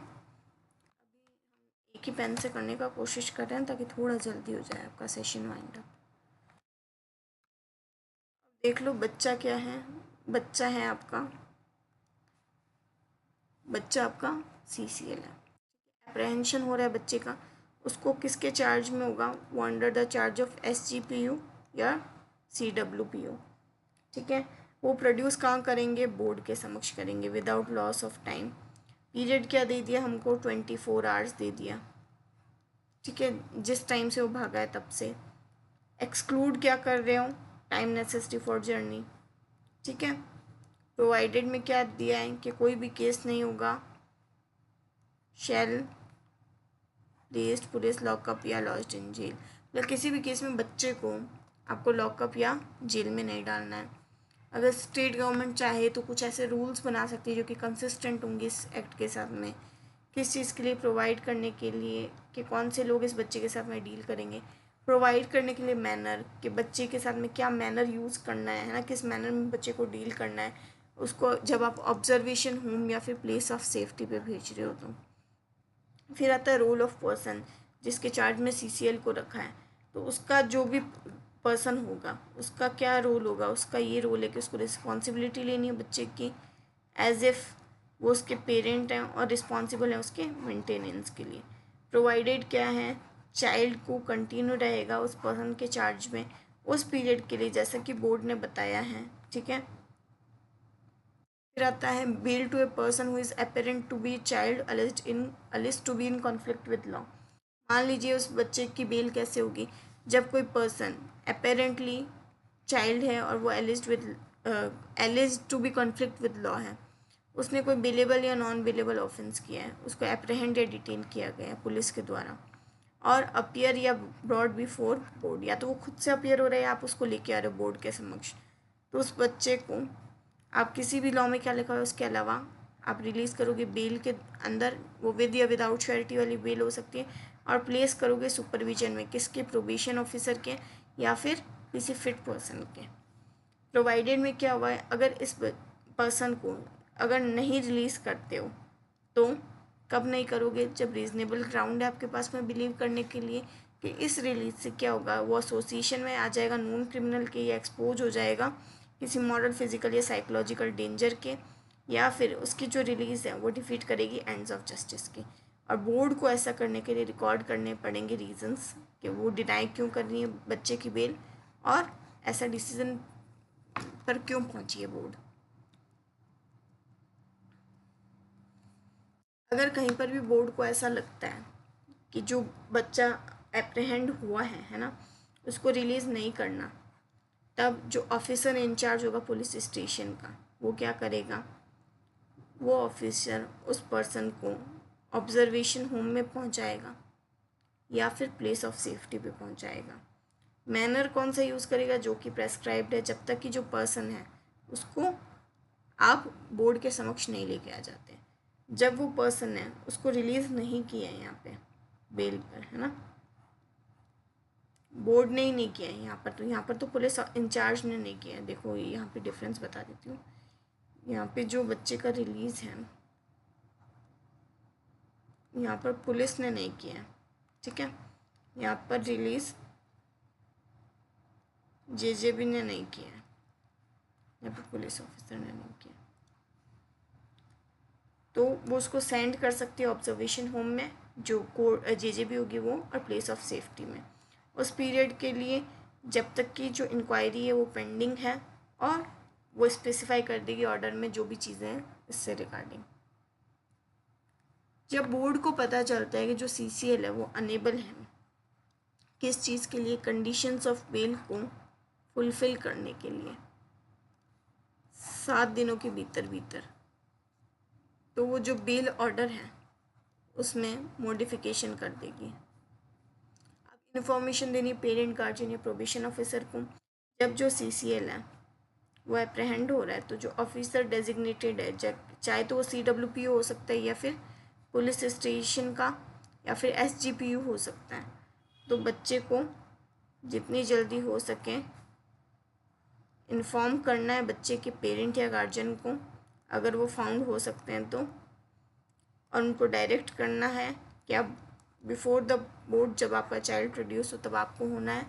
प्रोबेशन ऑफिसर को भी बोल सकते हो आप, अगर प्रोबेशन ऑफिसर नहीं है तो CWO को बोल सकते हो कि आप प्रिपेयर करो और सबमिट करो। कितने दिनों के अंदर? हमने कहा विदिन 2 वीक्स। क्या चीज़? बोर्ड के समक्ष आप एक सोशल इन्वेस्टिगेशन रिपोर्ट प्रिपेयर करो, जिसमें क्या क्या होगा, बच्चे इन्फॉर्मेशन होगी, बच्चे के एंटीसीडेंट्स की, फैमिली बैकग्राउंड होगा उसका, और अदर मटेरियल जो कि असिस्टेंस ऑफ बोर्ड के लिए ज़रूरी है जब वो इंक्वायरी कर रहे हैं। तो बच्चे को रिलीज़ कर दिया बेल पे, चाइल्ड रिलीज्ड ऑन बेल, तो जो CWO है और जो प्रोबेशन ऑफिसर है वो इन्फॉर्म कर देंगे उनको बोर्ड के द्वारा, इन्फॉर्म्ड बाय पुलिस। इन लोगों को इन्फॉर्म करना है पुलिस के द्वारा। इंक्वायरी होती है बोर्ड के द्वारा रिगार्डिंग CCL। तब क्या होगा, जब जो CCL है ना, उसको आपने कहाँ पेश किया? बोर्ड के समक्ष पेश किया। बोर्ड होल्ड करेगी इंक्वायरी, प्रोविजन सेक्शन 17 सेक्शन 18 के होगी, और ऑर्डर वैसे ही पास करेगी जो कि उसको सही लगते हैं। देन इंक्वायरी जो होगी वो कब तक कंप्लीट होनी है? हमने कहा 4 महीने के अंदर करनी है। एक्सटेंशन क्या है इसका? मैक्सिमम 2 मंथ्स का एक्सटेंशन है, ठीक है। अब अगर लगता है कि नहीं और भी एक्सटेंशन चाहिए, है ना, having regard to the circumstances of the case after recording the reasons in writing, तो वो भी आगे हम देखेंगे। प्रिलिमिनरी असेसमेंट किसके रिगार्डिंग होगा? हीनियस ऑफेंस के रिगार्डिंग होगा अंडर सेक्शन 15। वो डिस्पोज ऑफ करेंगे कितने टाइम में? प्रिलिमिनरी असेसमेंट हमने कहा उसको आपको 3 मंथ के अंदर अंदर प्रिलिमिनरी असेसमेंट करवाना है उसका, ठीक है। अब प्रोवाइडेड है आपके पास में कि अगर PT ऑफेंस किए हैं और वो इनकन्क्लूसिव है उसकी जो इंक्वायरी है वो, तो उसकी जो प्रोसीडिंग्स हैं उनको टर्मिनेट कर देंगे। अगर आपको लगता है सीरियस या हीनियस ऑफेंस किया है और फर्दर एक्सटेंशन चाहिए, है ना, बोर्ड को फर्दर एक्सटेंशन चाहिए कंप्लीशन ऑफ इंक्वायरी के लिए, तो CJM या CMM दे सकता है रीजंस करने रिकॉर्ड इन राइटिंग। अब नेक्स्ट आती है आपकी कि बोर्ड कौन कौन से स्टेप ले सकता है। बोर्ड कौन कौन से स्टेप ले सकता है? हमने कहा फॉलोइंग स्टेप ले सकता है बोर्ड फेयर और स्पीडी इंक्वायरी के लिए। जब इनिशिएट कर रहे हो आप इंक्वायरी तब तो क्या होगा, बोर्ड सेटिस्फाई करेगा खुद से कि ना जो बच्चा है CCL है उसके साथ में not been subjected to ill treatment, चाहे पुलिस के द्वारा हो, अदर पर्सन के द्वारा हो, इंक्लूड कौन कौन हो गया, लॉयर या प्रोबेशन ऑफिसर, और करेक्टिव स्टेप लेगी अगर कुछ इल ट्रीटमेंट हुआ है। हर केस के अंदर जो भी इस एक्ट के अंदर कवर हो रहे हैं, जो प्रोसीडिंग होगी वो एक सिंपल मैनर में होगी, जितना पॉसिबल है केयर ली जाएगी कि इंश्योर किया जाएगा कि बच्चे की केयर हो रही है। जिस भी बच्चे के अगेंस्ट में जो भी प्रोसीडिंग है वो इंस्टीट्यूट हुई है, साथ ही साथ में चाइल्ड फ्रेंडली एटमॉस्फेयर क्रिएट किया जाएगा उस प्रोसीडिंग के दौरान। जो बच्चा बोर्ड के समक्ष आएगा उसको देंगे अपॉर्चुनिटी ऑफ बीइंग हर्ड और पार्टिसिपेट करवाएंगे उसको इंक्वायरी में। नेचुरल जस्टिस का प्रिंसिपल फॉलो करेंगे हम लोग। बात समझ में? मान लीजिए पेटी ऑफेंस का केस था, उसको डिस्पोज करना है तो कैसे करेंगे? समरी प्रोसीडिंग में। सीरियस ऑफेंस है तो कैसे करोगे? समन केस की तरह ट्रायल करोगे। हीनियस ऑफेंस के कैसे करोगे? अगर तो बच्चे की एज बिलो 16 ईयर है और बच्चे की एज अबव 16 ईयर है। अगर बिलो 16 ईयर है तो क्या करना है, अंडर क्लॉज ई यानी समन केस का ट्रायल करना है। अगर तो एज 16 साल से ज़्यादा की है तब तो क्या करना है, मैनर प्रिस्क्राइब्ड अंडर सेक्शन 15 यानी कि यहाँ पर हो जाएगी आपके बच्चे की प्रीलिमिनरी इंक्वायरी, प्रीलिमिनरी असेसमेंट। आई बात समझ में। अब अगर प्रीलिमिनरी असेसमेंट हो रहा है बच्चे का हीनियस ऑफेंस के रेस्पेक्ट में तो कैसे डील कर रहे हैं हम लोग वहाँ पे। देखो एक तो एज क्या होनी चाहिए बच्चे की, या तो कंप्लीट कर लिए होनी चाहिए या अबव होना चाहिए 16 ईयर, ठीक है, या तो 16 साल से ज़्यादा होगा या 16 साल का होगा, इक्वल्स टू 16 या ग्रेटर देन 16। तो बोर्ड क्या करवाएगी, उस बच्चे का प्रीलिमिनरी असेसमेंट करवाएगी, उसकी मेंटल और फिजिकल कैपेसिटी देखेगी, क्या वो कमिट कर सकता है ऐसा ऑफेंस, क्या उसकी एबिलिटी है, अंडरस्टैंड करेगी कॉन्सिक्वेंसेस को और सर्कमस्टांसेस को जिसके अंदर वो ऑफेंस हुआ है, पास करेगी ऐसा ऑर्डर जो कि प्रोविजन के अकॉर्डिंग है under section 18 sub section 3। Provided में क्या है कि ये जो असेसमेंट है इसमें असिस्टेंट ली जा सकती है एक्सपीरियंस साइकोलॉजिस्ट की, साइको सोशल वर्कर की, एक्सपर्ट की। एक्सप्लेनेशन क्या बोलता है कि जो प्रीलिमिनरी असेसमेंट है ट्रायल नहीं होता है, बट ये असेस करता है कैपेसिटी ऑफ चाइल्ड कि वो बच्चा समझ सकता है या कर सकता है नहीं कर सकता ऐसा ऑफेंस, और कॉन्सिक्वेंसेस जो कि एलिजली ऑफेंस में। तो ये चीज़ थोड़ा सा और अच्छे से लिख लो इसको कि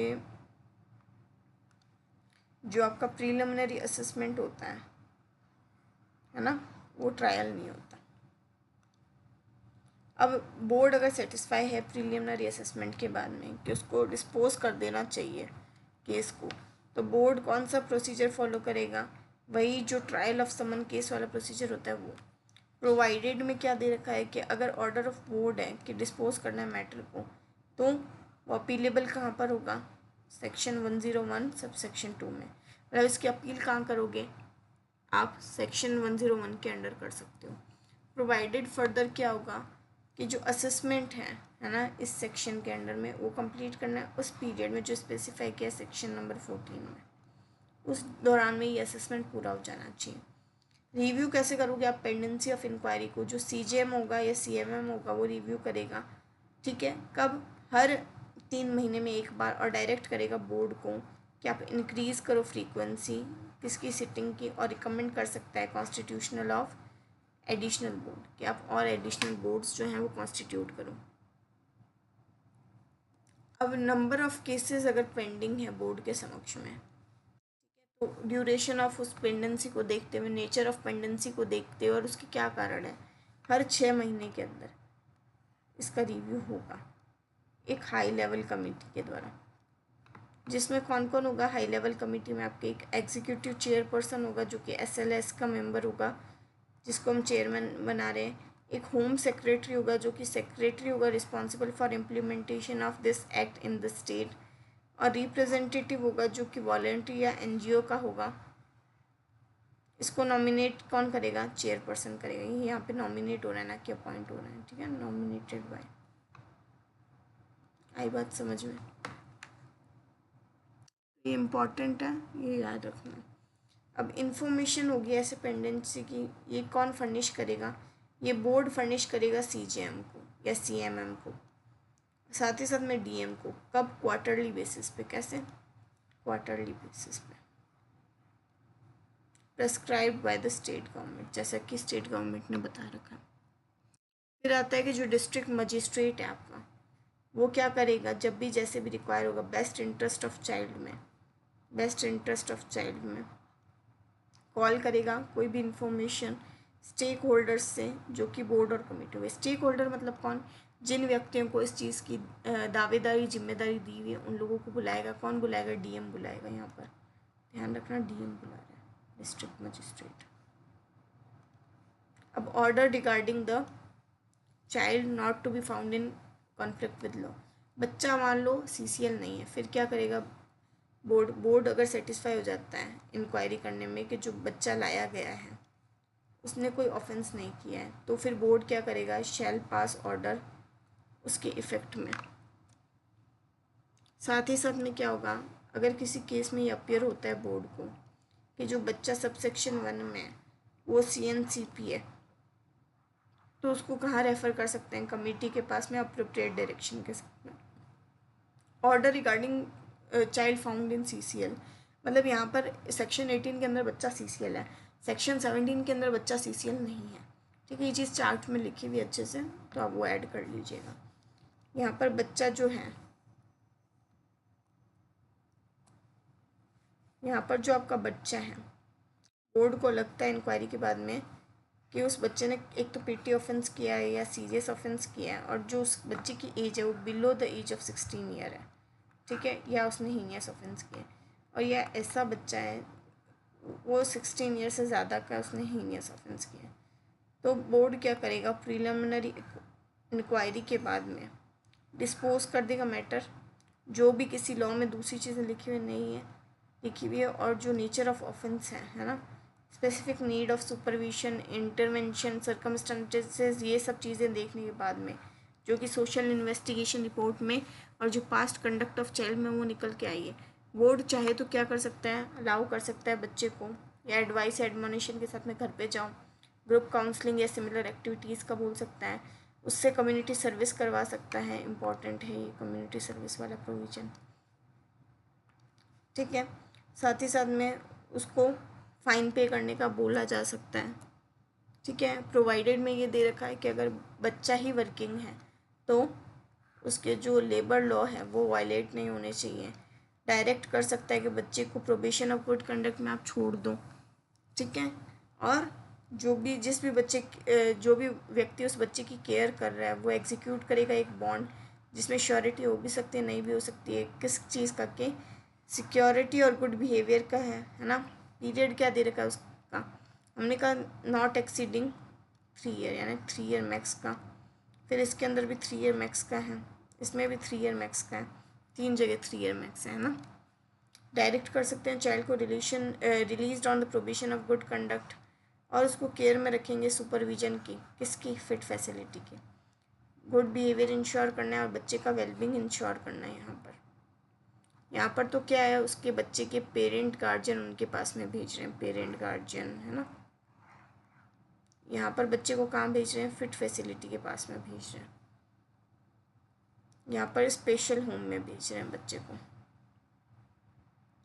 अब यहाँ पर बच्चे को अगर स्पेशल होम में भेज रहे हो 3 साल तक के लिए, तो जो भी उसको लगता है कि भाई रिफॉर्मेटिव सर्विसेज उस बच्चे से करवानी चाहिए तो वो करवा सकते हैं, जैसे कि काउंसलिंग वगैरह, ये सब चीज़ें during the period of stay in special home, तो ये सारी चीज़ें आप करवा सकते हो बच्चे से।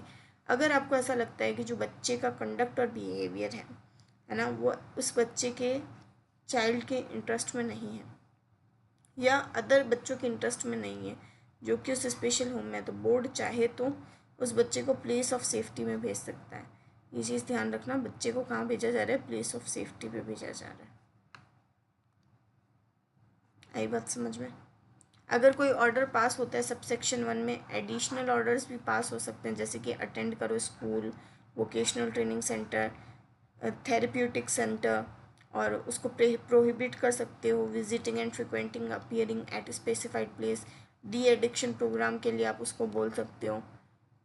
ठीक है, फिर ये वाला क्लॉज मैंने बताया था बहुत इम्पॉर्टेंट है, सॉरी सबसेक्शन बहुत इंपॉर्टेंट है, जहाँ पर आपको आफ्टर उसकी जो प्रिलिमिनरी असेसमेंट है उसके बाद में पता चलता है कि बच्चे की जो ट्रायल है वो एज एन एडल्ट होना ज़रूरी है, तो फिर जो चिल्ड्रन कोर्ट है उसको ये केस दे दिया जाता है। फिर चिल्ड्रन कोर्ट की पावर आती है, चिल्ड्रन कोर्ट के पास में क्या पावर है, जब उसको रिसिप्ट हो जाता है बच्चे को, कि बोर्ड के थ्रू पता चल जाता है कि बच्चे का जो ट्रांसफ़र है वो आपके पास में कर दिया गया है और हमको लगता है इसके एडल्ट की तरह आपको उसको ट्रीट करना है, तब चिल्ड्रंस कोर्ट क्या देखती कि इस बच्चे की नीड है क्या ट्रायल एज एन एडल्ट। अगर उनको लगता है कि ऐसी नीड है तो स्पेशल नीड ऑफ चिल्ड्रन वगैरह ये सब देखते हुए, फेयर ट्रायल देखते हुए और चाइल्ड फ्रेंडली एटमॉस्फेयर देखते हुए उस बच्चे का आप आगे ट्रायल करवाते हो, अप्रोप्रिएट ऑर्डर पास करते हो। कहाँ पर कर रहे हो appropriate order pass, under section 21 and under section 19। ठीक है, अगर लगता है कोई नीड नहीं है ट्रायल की, यहाँ पर no need for trial child as an adult, तो आप क्या कर सकते हो, इंक्वायरी कंडक्ट करवा सकते हो एज अ बोर्ड और अप्रोप्रिएट ऑर्डर पास कर सकते हो under the provision of section 18। अगर चिल्ड्रन कोर्ट है तो उसको क्या इंश्योर करना है कि जो फाइनल ऑर्डर होगा है ना सीसीएल का, उसमें क्या इंक्लूड करना है कि इंडिविजुअल केयर प्लान इंक्लूड करना है जिससे उस बच्चे का रिहेबिलिटेशन होगा, और फॉलोअप उसमें शामिल करना है प्रोबेशन ऑफिसर या डीसीपीयू के द्वारा या फिर एक सोशल वर्कर के द्वारा। अगर चिल्ड्रन कोर्ट को लगता है तो उनको इंश्योर क्या करना है कि जो सीसीएल है उसको आप प्लेस ऑफ सेफ्टी में भेजो। कब तक की, जब तक कि उसने 21 ईयर की एज अटेन नहीं कर ली है, और उसके बाद में आप उसको कहाँ भेजोगे, ट्रांसफ़र टू जेल। ये मैंने एक्सप्लेन किया था ना कि अगर उनको लगता है ज़रूरत लगती है तो उसको भेजा जा सकता है। अब ये कब भेजेंगे कि जो रिफॉर्मेटिव सर्विसेज है ना वो सब आपने उसको करवानी है, वहाँ पे वो सब चीज़ें प्रोवाइड होनी चाहिए। कहाँ पर, जहाँ पर वो प्लेस ऑफ सेफ्टी है उसकी। अब चिल्ड्रन कोर्ट और क्या इंश्योर कर रही है, हमने कहा चिल्ड्रन कोर्ट इंश्योर करेगी, शैल इंश्योर है ना, पीरियोडिक फॉलोअप होना चाहिए हर साल, एवरी ईयर रिपोर्ट होनी चाहिए है ना। प्रोबेशन ऑफिसर करेगा या डीसीपीयू करेगा या फिर सोशल वर्कर करेगा। इवैल्यूएट करने के लिए प्रोग्रेस किसकी, बच्चे की जिसको आपने प्लेस ऑफ सेफ्टी में भेजा था, और इंश्योर करने के लिए कि इस बच्चे के सामने कोई भी इल ट्रीटमेंट नहीं हो रहा है किसी भी फॉर्म में, एनी फॉर्म। अब जो रिपोर्ट्स आई है सब सेक्शन 1 में वो किसको फॉरवर्ड होगी, चिल्ड्रंस कोर्ट को फॉरवर्ड होगी रिकॉर्ड के लिए और फॉलोअप के लिए। जिस भी कारण से चिल्ड्रन कोर्ट को आवश्यकता है वो उसके लिए मंगवा सकता है। अब नेक्स्ट आता है आपके सेक्शन नंबर 20। मान लो कि बच्चे ने जो एज है वो 21 साल अटेन कर ली, पर उसका जो प्रिस्क्राइब टर्म है stay in place of safety, मान लो 3 साल का ऑर्डर था, ये मैंने एक एग्जांपल लेके बताया है। जब ऐसा लगता है कि भाई उस बच्चे ने अटेन तो कर ली 21 साल एज, बट अभी भी टाइम रिमेनिंग है, तो चिल्ड्रन कोर्ट क्या करेगी, प्रोवाइड करेगी एक फॉलोअप, किसके द्वारा, प्रोबेशन ऑफिसर या डीसीपीओ या सोशल वर्कर, या खुद भी कर सकती है, ताकि इवेल्यूएट कर सके कि अगर उस बच्चे को रिफॉर्मेटिव चेंजेस हुए नहीं हुए और वो कंट्रीब्यूटिंग मेंबर ऑफ सोसाइटी बना है कि नहीं बना है। अब इस पर्पस के लिए जो प्रोग्रेस रिपोर्ट होते हैं बच्चे के, जो अंडर सबसेक्शन 4 ऑफ सेक्शन 19 है, वो देखे जाएंगे एवोल्यूशन के लिए। साथ ही साथ में जो रेलेवेंट एक्सपर्ट्स होंगे उनको भी कंसिड्रेशन में लिया जाएगा। आई बात समझ में। After completion of procedure court क्या कर सकती है, में यानी उसकी डिस्क्रिप्शन है कोर्ट की। कोर्ट चाहे तो क्या कर सकती है, रिलीज़ कर सकती है बच्चे को कंडीशन में जो उसको फिट लगती है, और अपॉइंटमेंट कर सकती है एक मॉनिटरिंग अथॉरिटी की remainder of prescribe term of stay के लिए। मतलब बच्चे को छोड़ दिया आपने और साथ ही साथ में आपने उसको एक मॉनिटरिंग अथॉरिटी दे दी। अब वो मॉनिटरिंग अथॉरिटी क्या काम कर रही है, मॉनिटरिंग अथॉरिटी का इतना ही काम है कि जाके उस बच्चे को देखना है, चेक करना है कि भाई वो कोई गलत काम वापस तो नहीं कर रहा, और चाहे तो वो डिसाइड कर सकती है कि बच्चे को कंप्लीट करना है रिमाइंडर ऑफ इस टर्म इन जेल। मतलब अगर सही लग रहा है सब कुछ तो बच्चे को छोड़ दो, एक मॉनिटरिंग अथॉरिटी उसके ऊपर लगा दो। देन अगर लग रहा है कि नहीं बच्चा अभी तक सुधरा नहीं है, उसके जितना भी जो टाइम बच रहा है आप उसको जेल में भेज दो। जो हर स्टेट गवर्नमेंट होगी वो मेंटेन करेगी एक लिस्ट मॉनिटरिंग अथॉरिटी की और मॉनिटरिंग प्रोसीजर्स की, जैसे कि प्रिस्क्राइब्ड है। Order that may not be passed against a CCL, कि जो बच्चा सीसीएल है आप उसको डेथ या लाइफ टाइम इम्प्रिजनमेंट नहीं दे सकते, यही लिखा हुआ है इसमें। अगर चैप्टर नंबर 8 है सीआरपीसी का, तो वो कब नहीं लगेगा, हमने कहा कि वो किसी भी व्यक्ति के अगेंस्ट में नहीं लगेगा अगर वो बच्चा चाइल्ड है तो। मतलब ये जो चैप्टर नंबर 8 के जो प्रोविजंस हैं जो भी डिटेंशन वगैरह के लिए हैं वो चीज़ आप नहीं लगा सकते बच्चे के ऊपर, इतना सही है इसका सेंस। देन कि कोई भी जॉइंट प्रोसीडिंग है वो नहीं होगी सीसीएल की, और ऐसे व्यक्ति की जो कि चाइल्ड नहीं है तो shall be no joint proceeding sorry with a person who is not a child. अगर ड्यूरिंग इंक्वायरी बोर्ड को या चिल्ड्रन कोर्ट को पता लगता है कि जो पर्सन एलिस्ट है वो सीसीएल फाउंड हुआ है, वो चाइल्ड नहीं है, मतलब जिसको अभी तक आप सीसीएल की तरह ट्रीट कर रहे थे, मैं अभी इसको बताती हूँ, अभी तक तो सीसीएल की तरह ट्रीट हो रहा था, बट CCL नहीं है वो। अगर बाद में ये चीज़ पता चलती है तब क्या होगा? तो उसको नहीं ट्राई करोगे आप किसी बच्चे के साथ में, ठीक है। फर्स्ट वाले में तो क्या है कि अगर बच्चा चाइल्ड है तो उसको आपको किसी मेजर के साथ में ट्राई नहीं करना। सेकेंड वाले में क्या होता है सब सेक्शन में कि बच्चे का आप ट्रायल करो एज ए CCL, पर बाद में आपको ड्यूरिंग द इंक्वायरी आपको ये डिस्क्लोज होता है कि भाई बच्चा तो ये बच्चा है ही नहीं, ये तो एक अडल्ट है, तो आप उस टाइम पे उसको बेनिफिट नहीं दोगे, उसका जो एडल्ट वाला चीज़ है वो अप्लाई हो जाएगा। आई बात समझ में? डिस्क्वालिफिकेशन की रिमूवल, कि जब बच्चे को फाइंड कर लिया कि उसने ऑफेंस किया है। अब देखो, एक बच्चा जिसने कि कमिट किया है ऑफेंस, अगर वो फाइंड किया जाता है और आपने उसको इस एक्ट के साथ में डील किया गया है और माना जाता है कि उसने कोई कन्विक्शन हो गया है उसका, तो उसकी कोई ऊपर आप डिस्क्वालिफिकेशन नहीं लगाओगे इस कन्विक्शन को रिलेटेड, ठीक है ना। मतलब इस बच्चे पे किसी भी प्रकार का डिपार्टमेंट डिस्क्वालिफिकेशन नहीं लगेगा, इवन दो उसने कोई भी क्राइम कमिट किया है और उसका कन्विक्शन हो गया है। प्रोवाइडेड क्या है, अगर बच्चे ने कंप्लीट कर लिए या अबव 16 ईयर है और पाया जाता है कि वो CCL है, ठीक है, चिल्ड्रन कोर्ट फाइंड कर रही है यहाँ पे, ठीक है, under section 19 sub section 1 clause I, then उस बच्चे पर ये चीज़ अप्लाई नहीं होगी। मतलब सेक्शन 24 सब सेक्शन 1 के अंदर जो बेनिफिट है ना, वो आप कब नहीं दोगे? अगर वो बच्चा section 19 sub section 1 clause I की कैटेगरी में फॉल कर रहा है तो। आगे समझ में? बोर्ड क्या करेगी? ऑर्डर देगी किसको? पुलिस को या चिल्ड्रन कोर्ट को कि वो अपनी रजिस्ट्री में रखे रेलेवेंट रिकॉर्ड डिस्ट्रॉय कर दे एक पीरियड एक्सपायर होने के बाद में, जो कि अपील का है, या जो रीजनेबल पीरियड आपको प्रेस्क्राइब किया गया है। मतलब इट्स ओन रजिस्ट्री, मतलब वो जो उनके पास में रिकॉर्ड थे ना वो डिस्ट्रॉय कर दो, जे भी बोल सकता है आगे जाके। प्रोवाइडेड क्या है, अगर हीनियस ऑफेंस था, बच्चा CCL है कब?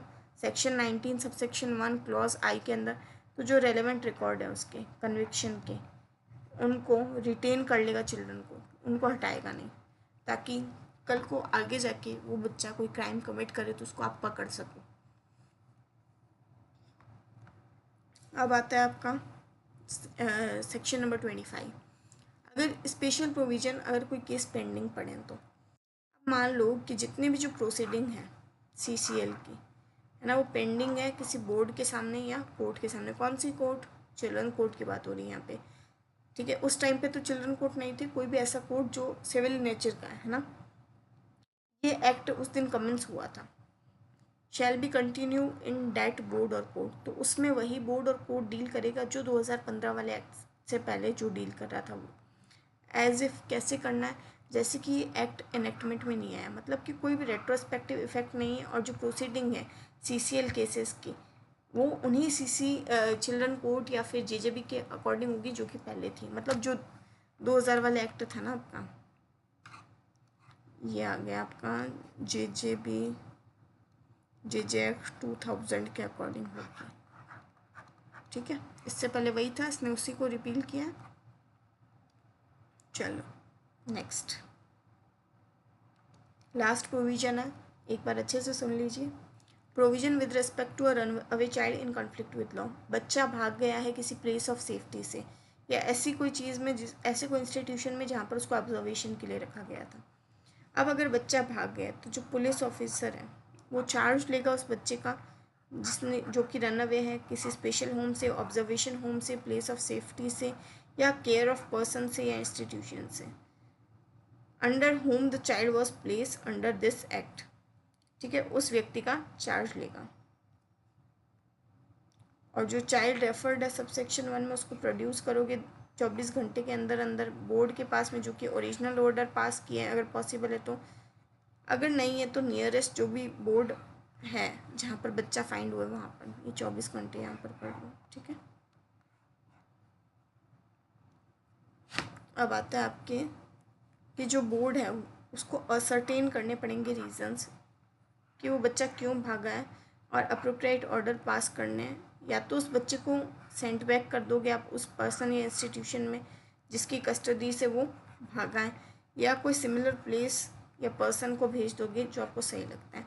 प्रोवाइडेड ये दिया है कि एडिशनल डायरेक्शन भी दे सकता है जो आपका क्या नाम है बोर्ड भी, अगर कोई स्पेशल स्टेप्स लगते हैं उसको नेसेसरी तो वो भी लिए जा सकते हैं बच्चे के बेस्ट इंटरेस्ट में, और कोई भी एडिशनल प्रोसीडिंग उस बच्चे पर नहीं चलेगी जो कि रन अवे है। मतलब अगर बच्चा भाग भी गया तो आप कोई नया उसके लिए बखेड़ा नहीं खड़ा करोगे, जो प्रोसीजर चल रहा है उसी को फॉलो अप करेंगे। आ गया बात समझ में? सो that was all from my side. I hope the session was helpful for you and it helped you in breaking down the Bayrect into a simpler version and making complex statues simpler. तो आज के लिए इतना ही, मिलेंगे किसी next session के अंदर। I hope this session will be helpful for you. Till then, keep studying, keep revising. Thank you so much.